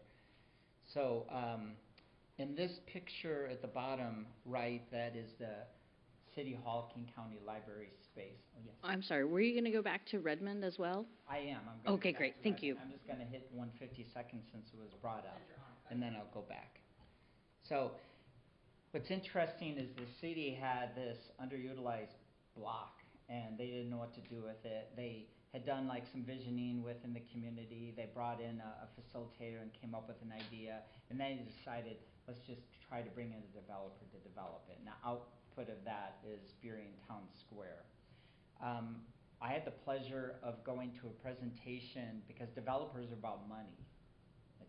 The buildings are just the vehicle for the money, right? And what was confusing for them, just to give you some context, is the gentleman who was in charge of this with Urban Partners presented to all the other regional developers in Bellevue, and I showed up there to listen to his talk. And he presented 9 financial reasons why to develop in Burien, and 1 physical reason to design that project in Burien. And he said that 152nd was the best main street between Seattle and Tacoma because of its walkability. So that's why Burien Town Square is plugged in, and you have that new fabric on that side, which was actually kind of a vacant building at that point. So it's a little awkward in the scale of those two, but now you have this other kind of city park by the library sort of thing. Not all behaviors are good, but there is, on the top right picture, the cars on a raised intersection. That intersection to 152nd is where the farmers market's held each week. So there's, again, this overlap of experience. And functionality is by far the most important thing. Fung knows that that's more important than the aesthetics, because we can always, once we get the function figured out, take it from there. And it does mean, like, where's deliveries coming? How do people get things in and out of the storefront? All those things matter and will matter for downtown Des Moines. I'll leave it at that. So let's go back to Redmond. Okay, so I think Burien's like 40,000 for population, and the city of Des Moines 30,000 approximately. So that helps also with scale of, and then Redmond's I think 60,000. 60, 70. Yeah. Yeah. So we wanted to kind of bookend the scale of things so you can understand the investment in infrastructure that each of the cities did when we did these infrastructure improvements. So in downtown Redmond, between the right street in this image, which is Cleveland Street, and on the left side, Redmond Way, those were state routes, and they were one-way couplets. And this hadn't developed in 50, 60 years. Now, in the very center between those tall buildings is Leary Way, and that's all historic buildings, almost all of them. It's the largest in King County, the largest aggregation of a downtown core of historic buildings. What you see in the foreground is the downtown park. When we started this project, it was filled with underutilized building assets on the private sector. What we did is something called the Downtown East-West Corridor Study. So this leads to this notion of having a vision for infrastructure and the transportation system to encourage redevelopment. And I'm going to give you the full pictures of why I think this is a success, not just our design, but other things happening there. But one of the things that we realized to first evaluate, can we make it two-way streets, which would be the best way for any downtown to have them. We realized we needed to create a grid, because if you looked at all the street there, the street network, it was not connected well. So we had to add a new street, First Avenue, or 161st, which is these two pictures on the right. And so that was a new street, one of the first ones we brought in. When we did that, we had to take out buildings, and that set the stage for the park, where the mayor's like, this should be where the downtown park should be. That's actually how the downtown park manifested. Was we did a vision plan, we started to implement different projects, the very first one being the one on the left, that's Bear Creek Parkway. We had to preserve the Heron Grove Rookery, so that street geometry is preserving a set of woods that the herons sometimes still nest in. And the picture on the top right shows that rookery at the end of 161st. So it shows there's this geographic sort of thing that we're contending with the natural environment. And I guess the other thing on this slide, there's a rain gardens that we did for stormwater quality on that side. Let's go back to this. So once they removed some of these buildings for that street, then they actually just had to decide, are we going to sell this back to the private market, or do we have an opportunity here? And they took forward that opportunity, removed additional buildings. We had to dig out a bog literally under the park and refill it. And then another firm did the design of the park, but we helped out with all the civil engineering, some lighting, and some other elements there. So Cleveland Street on the right was determined to be a main street, so that was going to be more on the slow zone of things. Redmond Way, which connects Kirkland to Sammamish, and this again lets you know how we're thinking about how this all operates and functions. That's going to stay as kind of the arterial that's moving through downtown. But we wanted to take that traffic that was cutting through on Cleveland and make that a two-way main street. That project won an APA Great Streets of America award because of its change along the corridor. And the mayor, when we were getting the award in DC, said, what I'm most proud about is we just had a couple restaurants down there, and now we have like 40 new restaurants. So that isn't because of the street improvements we did directly, but the street improvements we did and the quality and the function of that experience and that space made it easy for the developers to develop. Now there's something else going on that made this happen, and that is light rail is going to terminate there. So any place there's a station, people want to put up these large buildings because they know they can lease them and people can walk onto the light rail and go where they want. So I would love to say it was just because of all of our infrastructure projects, and it was literally 10 major capital projects, from regional stormwater design to multiple street projects, and then the downtown park. There's a lot of stories. I'm just kind of doing the top of it. Any questions?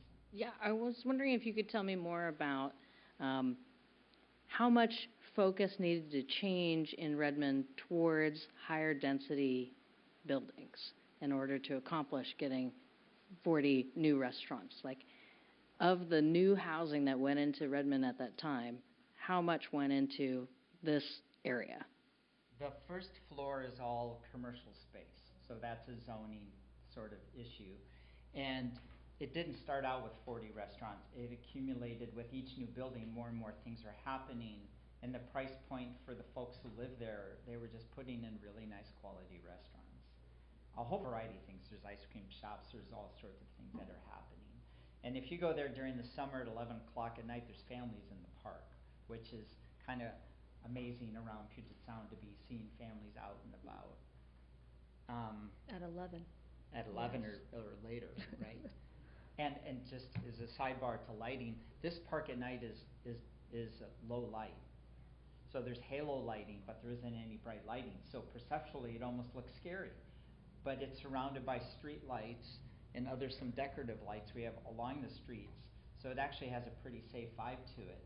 But for most people, they'd be like maybe wary, but it's set up in a way that if you went in the middle of the green lawn, there's no lights there. Kind of a dark spot. That's again part of this whole presentation and experience of what this place is trying to provide. So there's a question. Yeah, we've had this ongoing.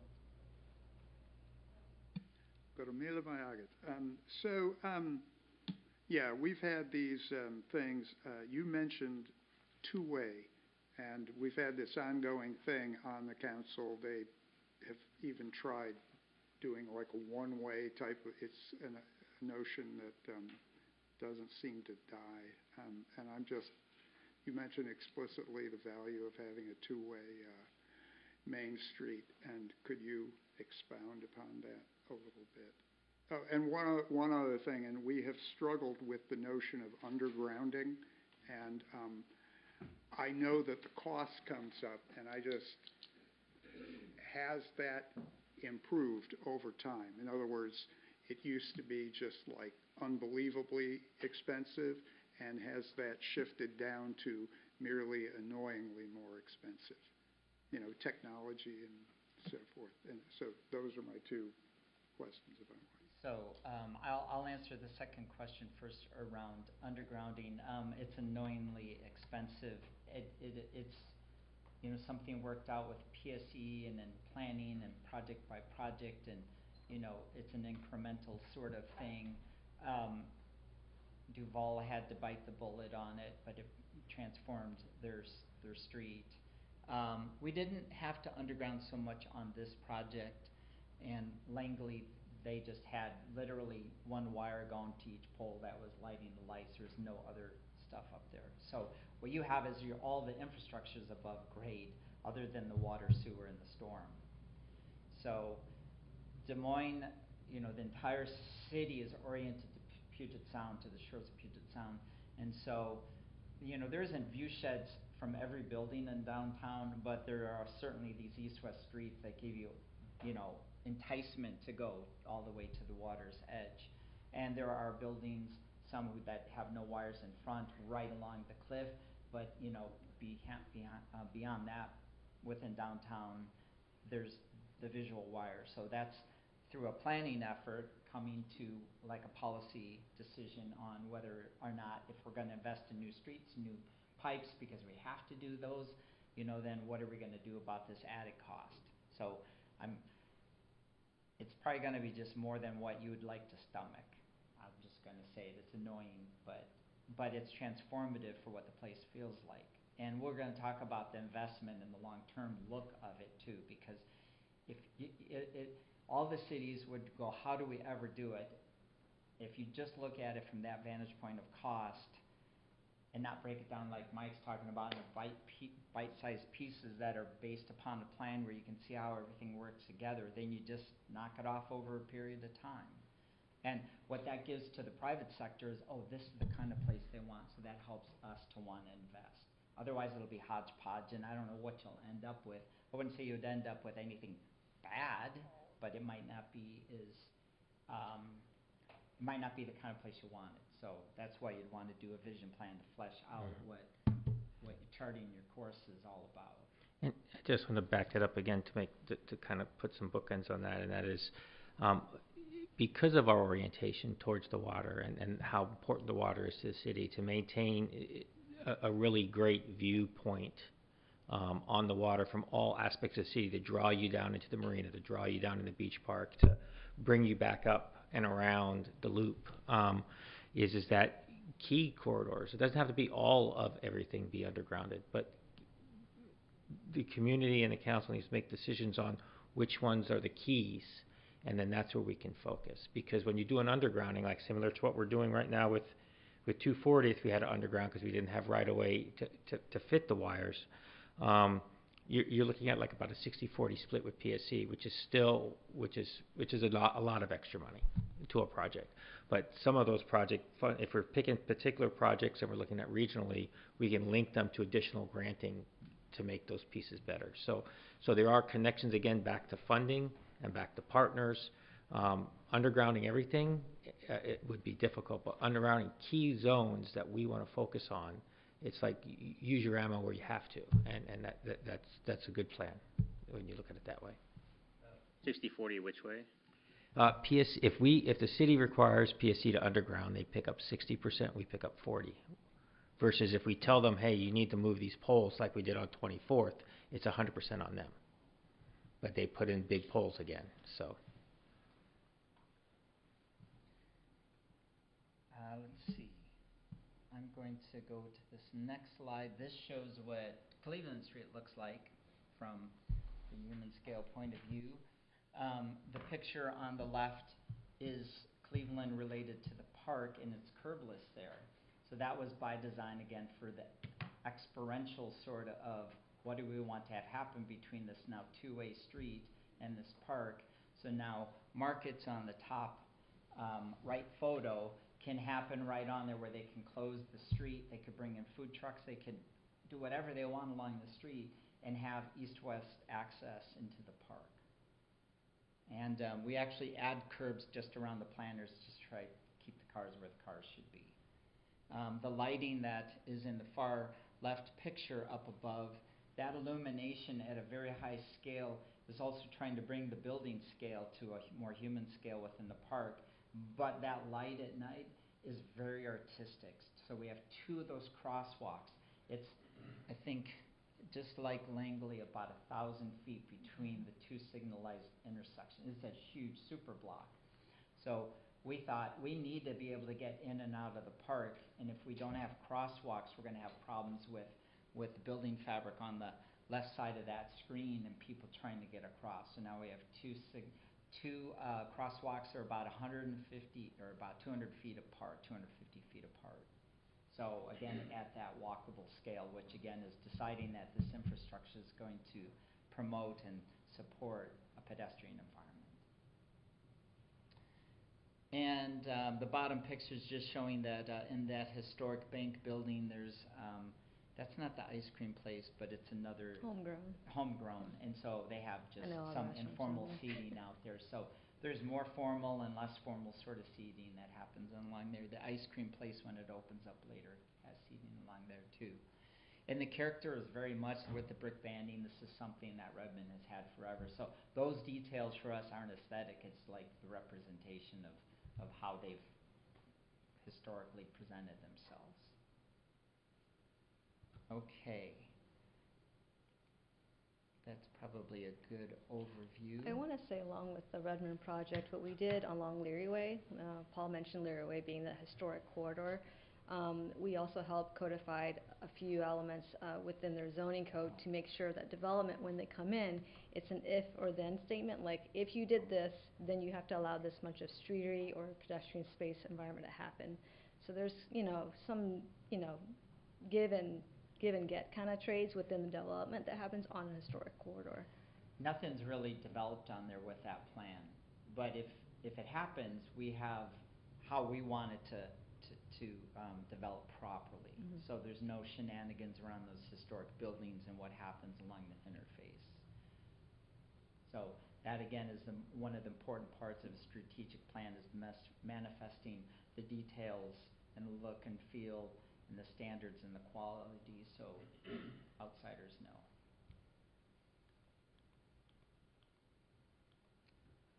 So the point of those 4 examples is just to give perspective. There's no angle to it other than they all started for different reasons, but they actually all came to the same solution around holistically looking at their infrastructure when they made those improvements. So designing quality infrastructure to attract quality development is what we've spent our career understanding and relating to. Redmond brought in the most outside development for a bunch of different reasons, but Burien brought in development. We've seen that at the very least, entrepreneurs come into town, they see advantages to places that are underutilized, and they want to improve that, you know, for economics. That relationship is definitely there. What we'd like to do now is maybe get into like an overview of the nitty-gritty of considerations. Yeah, and this one is how the municipalities can provide the framework and quality that you're looking for to attracting development. So really, just to name off all the considerations, as I mentioned earlier, zoning, you know, density to support city economic and vitality, economic development policies, you know, what can you do to put in place so that, you know, how it pencils out at the end of the day. City codes, identifying clear level of quality and safety, so not just the limits of how things are built, but how safely can they be, you know, thresholds, you know, limits of, you know, easements and buffers to allow, you know, maneuverability of vehicles and pedestrians throughout the space. Creating an inviting pedestrian environment, creating a destination for locals and visitors, knowing that, you know, these are not just people that are living here, but there's also visitors that have a different perception of the space as well. Designing districts where you find a place to park. You know, Burien has that philosophy of park once, shop twice. So you're there for more than one reason, right? Allowing people to stroll around. And then, as Robin mentioned earlier about ADA and accessibility, you know, for, you know, local uses, whether it's, you know, cars or people with strollers, but it's also delivery drivers and, you know, the access that revolves around that. Traffic moves in downtown into circulating at an appropriate speed. So just like with Redmond, you know, you have no trail route that allows that up to 30, maybe 35 speed limit, but when there's a slow moving route like you have in Des Moines on the back end of the local routes, it's more of a 20 miles per hour. Everyone should be moving at a slower pace to accommodate that movement. Multimodal design, just like we saw in 216th, you know, allowing bicycle facilities to also operate within the space, but then, you know, having vehicles commingle. Langley, the same thing with that instance, is having a strolling environment so that you can feel like it's a Wooner if it's open for everyone. So looking at how that design kind of fits into it. And looking early at the map of Des Moines, the orientation of Des Moines to Puget Sound is a great way to capitalize on that view and also connection to the waterfront. And lastly, policies that, you know, like Mike has mentioned earlier, that incentivize grants support. So Vision Zero, you know, the idea of safety, making sure there's no accidents or anyone being in harm's way, traffic calming, you know, where, like on Duval with the state routes, you know, providing amenities to provide improve safety, but also, you know, eliminate fatalities. And then green infrastructure, allowing, you know, if you're going to do improvements, you have to consider stormwater and the requirements around that. And then looking after ecology grants, like we did for 223rd. Complete street design, just same thing as 223rd, just looking at the cohesive look of everything from pedestrians to bicyclists to cars and how they move in the space. These are just a few of the bullet considerations if you do a downtown plan that you would be addressing. But this kind of shows you kind of a range of sort of considerations that have to be really identified. Again, otherwise, if you go to just like city detail standards, you might end up with stuff that doesn't relate to the kind of place you want to create. And so to build upon that a little bit more, this is kind of a focus on capital projects from the standpoint of design, construction, and maintenance. There's all kinds of costs and considerations from just construction and prevailing wages when you're looking for grants, whatever the requirements are. There's things that are going to happen just in changing the infrastructure that you have to account for, and it's kind of just the way it is. Addressing standards, we all want to do that, make sure things are safe and meet the correct quality. Things can come up with infrastructure where you have decisions around city staff and the amount of staff that you have handle it, or is it now third party, and you know that's that comes up as you're designing things and then asking how can we maintain it. So we're always looking at maintenance too, because we don't want any surprises with what we're proposing. Like new equipment, cultural resources, as we know, is an important part, especially in downtown. And then, when you're finished with, there's audit costs, this is again a potpourri of sort of considerations. We're not gonna provide the nitty-gritty of everything, but give you a flavor for all the sorts of things that are happening on capital projects. So, why hasn't downtown redeveloped? The other question is, what is the condition of the existing infrastructure and what's required for the modernization and to encourage that new developers can plug and play in with the infrastructure? Those are two critical pieces if you go beyond the strategic plan to kind of look at what do we have down there, what's inhibiting us, what's allowing us to move forward. And again, going right back to this notion of quality infrastructure to provide the quality experience and functionality that you need for your downtown that other downtowns don't have to face. So it's very much a custom thing. The challenge factors on the right include permitting, city codes, the infrastructure conditions, which is an inventory, market conditions, that's bringing in other folks who can help explain the economics of place, what the state of the economy is, and that's ever changing. And the last bullet, again, goes right to this notion of a vision or a sub-area plan so that you can start to articulate what you've already started in the strategic plan. And then this kind of goes back to what Mike was talking about with funding and how you go about gathering that funding based upon criteria. Grant funding agencies want to give away money. There's a pot there, they want to give it away, but then they have criteria for which they have to judge to then select the projects. So I have a sheet here of our grant funding wins on projects going back to 2005 and the different sources that came up. And so all of these projects are an amalgamation of different pots of money. Everybody's got some skin in the game. Yes? And just for clarification, I think Mike has said this before, not all of the projects get 100% grant funded. Sometimes there's math involved. Everyone's yes, algebraic equations, what have you. Yes, Casper.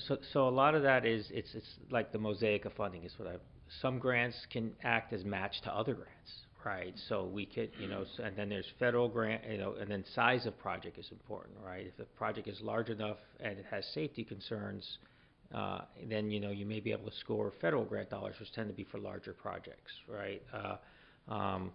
And so there's all of these different things that come into play.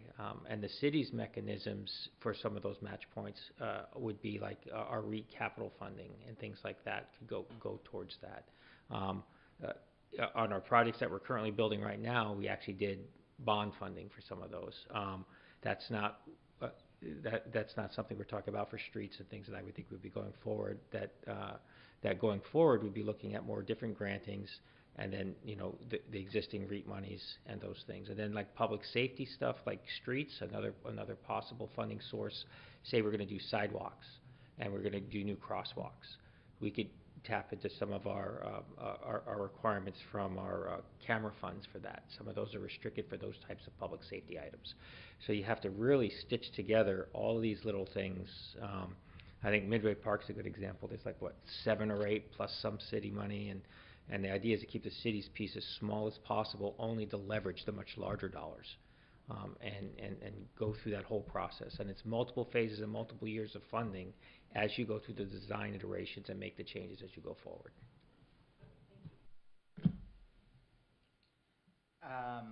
There's a little quote up there. Actually, the first line, plan and invest in new infrastructure, is really what our career has been about. And one thing I've shared with councils through the years is that there's no standing still with where you're at. You're either moving backwards because your infrastructure is aging, or you're investing in new infrastructure which sets the opportunities for new development and new things to happen. And generally speaking, that's remained true, at least on all the projects that I've worked on in my career.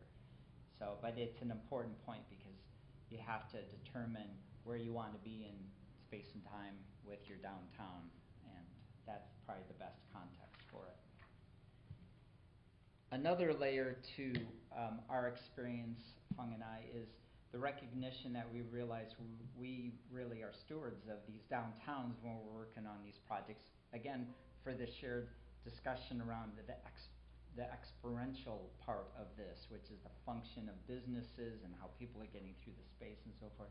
So holistic infrastructure can support the aspirations of the community. And then it takes a team to collaborate and design, so it's not like the consultants, it's everybody, right? At most, we're facilitators and trying to be experts in the options to try to achieve whatever set of goals that are established.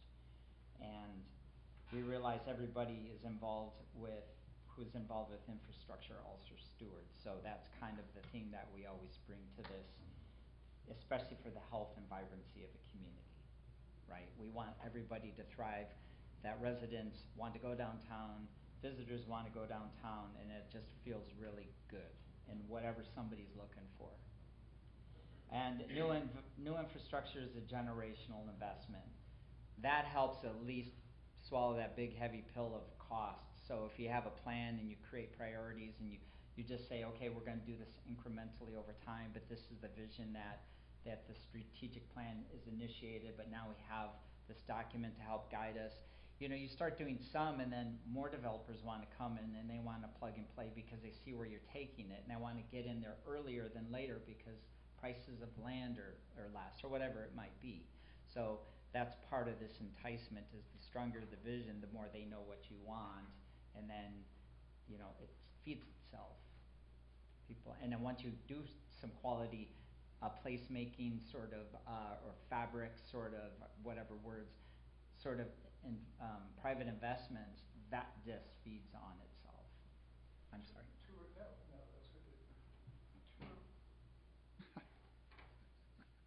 To a certain extent, I've known like a lot of the mayors going back a long way, and they look at me in a puzzled way, but 7th Avenue looks like it had a purpose that's very different from Marine View Drive, and I say, what was the purpose? And they're like, what are you talking about? But speaking, when you look at these streets, they look like they have a purpose.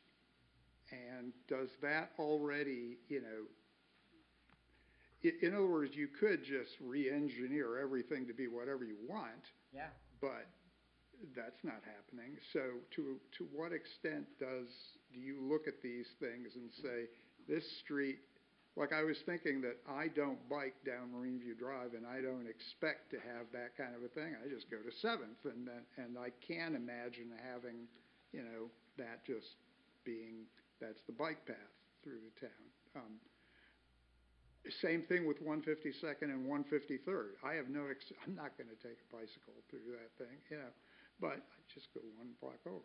So anyway, I guess what I'm getting at is to what Deputy Mayor Oxiger said. The streets will kind of tell you what the overall, you know, constraints are, what they'll determine the vision to a certain extent, or I mean, do you think about like 7th Avenue is going to do this for us, and you know, how do you, I know I'm being vague, but how do you make that into something actionable? Because you can't just start with a clean sheet and just say, that goes back to my two-way versus one-way thing, because that still is a thing that the council talks about. And we actually tried it many years ago. So I'm just trying to get a sense of, like, at what point do we limit our thinking to what the real estate gives you, And I think it's a good question. I mean, you look at any street and what's its potential would be, I think the first question, the function of 7th is partly is a cut through to get off Marine View Drive. The way it's, well, I drove it today and I watched the traffic come off 216th, right? And it's at a higher speed. So they're just trying to not be on Marine View Drive. I don't know where they're going. Maybe they're going down to the waterfront. Maybe they're going to the end of town. Maybe they're cutting through town. I don't know where they're going, but the behavior of the traffic there versus the next street over is very different. So I would say that it's set up today and it's acting a certain way, and what you have to decide is how do we want that street to behave if this is going to be redeveloped and there's more and more people walking around the streets. So that's part of this notion of a plan. And I think it's all open for discussion because you have to weave in the land uses with the fabric of the street, the function of the street, how you want Marine View Drive to behave and look and function, and make these decisions. And personally, what we've learned over the years is one of the best things that can happen in downtown is some congestion. Because that means a lot of people are trying to get to downtown, right? So you don't need to help people move through because otherwise they're cutting through. And I'll share one other couplet story. In Redmond, they were looking to do economic development. We did this East-West corridor study, and we made pencil out with transportation planning, number counts, all sorts of things, forecasting, two-way streets. The mayor in Renton is friends with the mayor of Redmond and saw what was happening and, kind of got to this insight that their two one-way streets, second and third, are connecting 405 to Sunset Way 900. And came to the conclusion, well, no wonder our downtown isn't changing because everybody's cutting through. The state is using our streets to cut through to these other regional roadway connections. But we want the traffic to stop in our downtown. We want people to stop and walk and shop and live and, all these other things that downtowns as a function should have.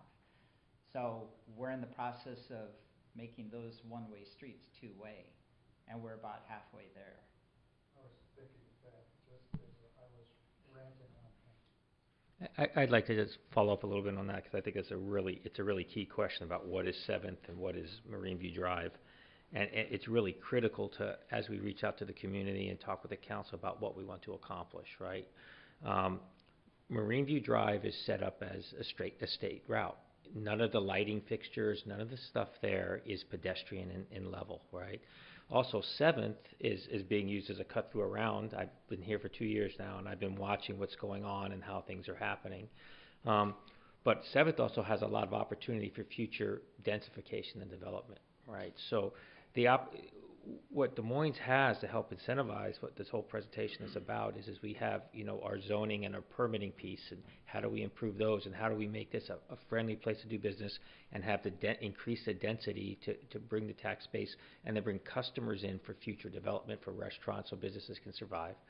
And then we also have an opportunity with 509 to kind of focus in, and is that the pedestrian street? Is that the business hub? Because as you take it away from a state route and turn it into a main street, if that's the main street, no decisions have been made. The council might say, hey, we want 7th to be the main street. That's a possibility, right? But, just thinking about how the current businesses are laid out, thought process might be that it's Marine View Drive.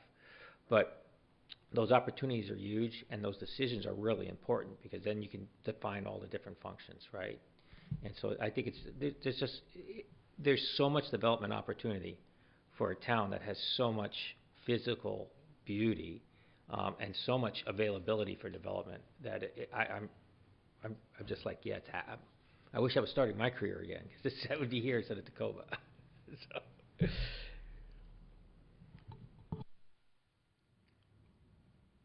So this is the last slide, really next steps in discussion. We just have like 3 broad ideas of next steps.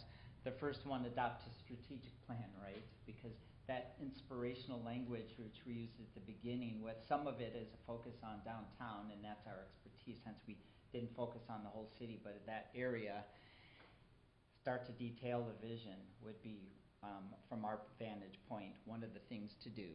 Identify in that then what is missing and what's needed for future development.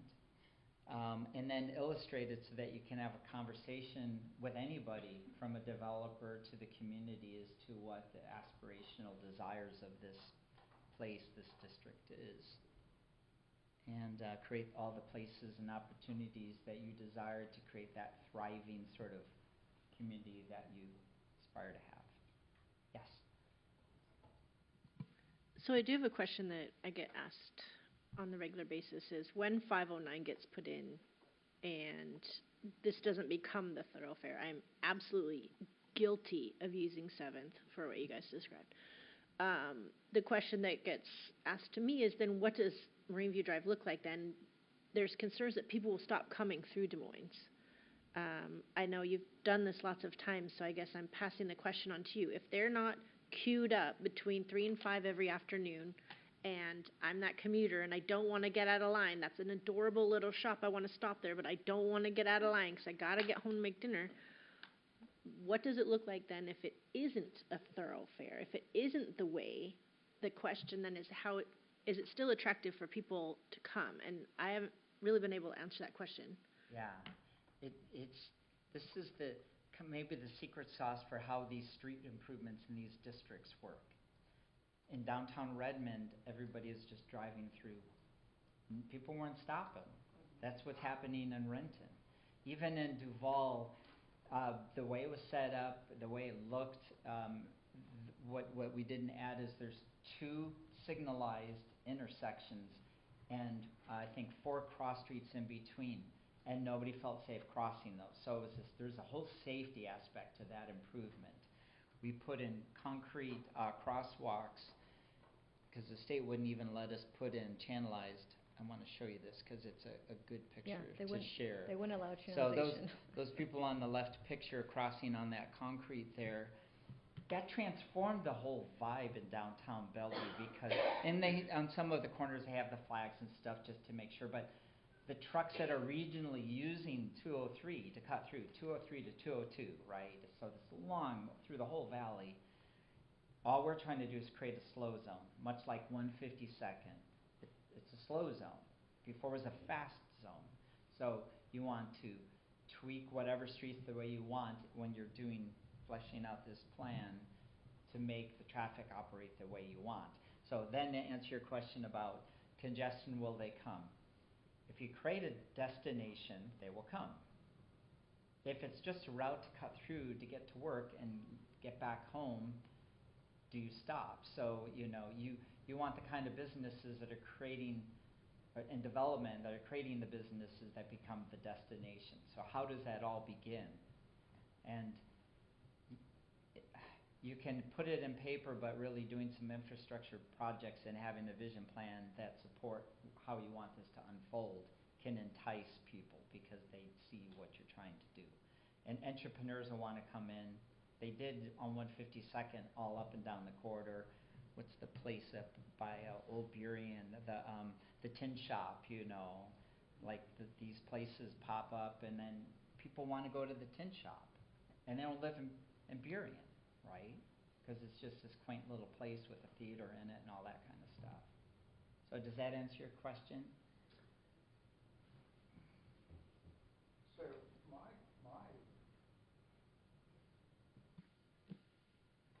so helpful. I have asked people with WashDOT and the port and so on about the impacts of SR 509 and what that will do to our downtown, because they stopped their study. They did this really detailed traffic study, and it stops at 200th because that's what they care about. And is there any way to know what that line of traffic will be after the freeway is complete? And maybe it'll be better for us. Maybe, I'm just asking, is that part of the thinking going forward? This is kind of outside my expertise, but I know that communities have done like license plate studies to see who's just passing through and who's stopping. You know, you could, as a benchmark, do that now to see what the impacts were if you're just curious after that's complete.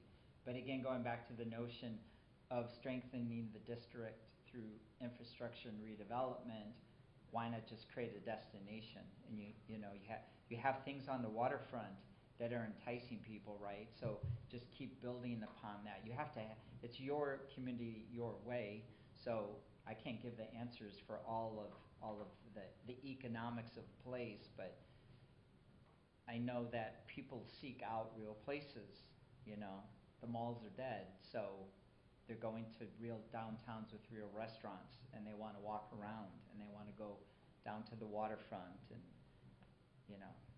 No, it's just striking to people. They see this river of traffic every day that doesn't stop, and so just wondering what happens if the flow of the river, changes. I'll give you one anecdote.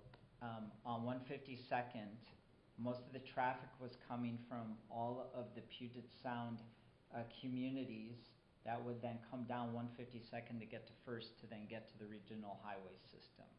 And it was 4 lanes. And again, with 4 lanes, 2 lanes trying to beat it through there in the morning and in the afternoon, if anybody's blocking the visual of the other lane and the pedestrians in the crosswalk, there's been unfortunate circumstances. So that went to 2 lanes. Did the angle parking, we did parallel parking, and that one strip, it's just 2 lanes with the gateway arch. So I went on to First Avenue after it was completed, and I stopped by a coffee shop, and I asked the gal, and this is going southbound, or no, northbound, so I had taken a left. So just to give you context, people are leaving town to go buy this little coffee hut, and I asked the person, the gal, what do you think of the street project? She said, well, my business diminished like 60%, 70%. And so I just tried to ask more questions to clarify that. She then said, and my friend's business on 148th, which is the parallel arterial, went up 70%. When we finished 152nd, that's how much cut-through traffic went around. It was astonishing to hear her say those numbers, and I felt for her as a business because she was capturing that morning crowd. They're now taking a different route. But from my personal point of view, it was the success of making 152nd a pedestrian street because it was acting like a cut-through street. So this is, not directly related to Des Moines, but it's real perceptual changes for how things function and are perceived. And you just have to make decisions within your own community and your downtown as to how you want that to be. So if most of the traffic congestion you see on Marine View Drive is cut through and they're not stopping, how does that help you out? That's what the mayor of Renton came to conclude. Yes. I'd actually like to double down on that because 152nd did become a stop and shop type of street. Instead, coffee shop might not be the best example because people going to work, they're going to get coffee. But it did become a stop and shop, and it did become a park once and shop twice. It did become that. So if that was the agenda, it was absolutely achieved. But that is the citizen question then, is it literally that? If we aren't a thoroughfare, then how do we attract? And I think it's what you just described, and I think that's what the question actually was. Yeah. It goes back to that whole statement of quality infrastructure design right here, to attract quality development. We didn't design any of our projects with a correlation for new buildings or to attract things. This is just what we've seen through all these years. This is the direct relationship between the two. So that's the opportunity at hand. How that unfolds and what you do to develop that vision will help you understand where you can go. And if you don't do it, then you'll just be more on a hodgepodge, one capital project at a time, and not know how it all comes together. And the planning is relatively inexpensive. then that will take time for everybody to get on the same page, but once you have it, it's an easy thing to keep looking towards, and then figuring out with grant funding and so forth, how you can build upon it, priorities and so forth. And it can be lots of different things. It might be, let's fill in missing sidewalks and ADA ramps, right, just for the connectivity, as opposed to whole new street projects. But, you know, you don't know that until you have it all mapped out. All right, we're getting down to our last final slides and our last final questions. Were there any others that you wanted to check in with before we wrap things up? Well, as someone who's coming into downtown Des Moines or the Marina District of Des Moines from North Hill, I am at the mercy of people letting me turn left into Marine View Drive to get here. And there are times that I can sit there and stare at people and say, please let me go, and they will just like block people out. So I am hoping that sort of like when a block returns to nature, that when all those commuters who are most likely from other communities are diverted to somewhere else, then people who live here in Des Moines and neighboring communities will find it easier to come downtown, to come to the marina, because it's not a struggle and a hassle to get through all that commuter traffic, which most definitely does not stop. They're in a rush to get home like everybody else.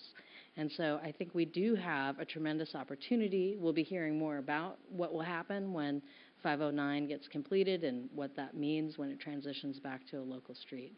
But thank you very much for your insights. I felt like it was far more about, not about funding, but far more about what visioning can do for a transformation of a downtown or a sub-area of a city.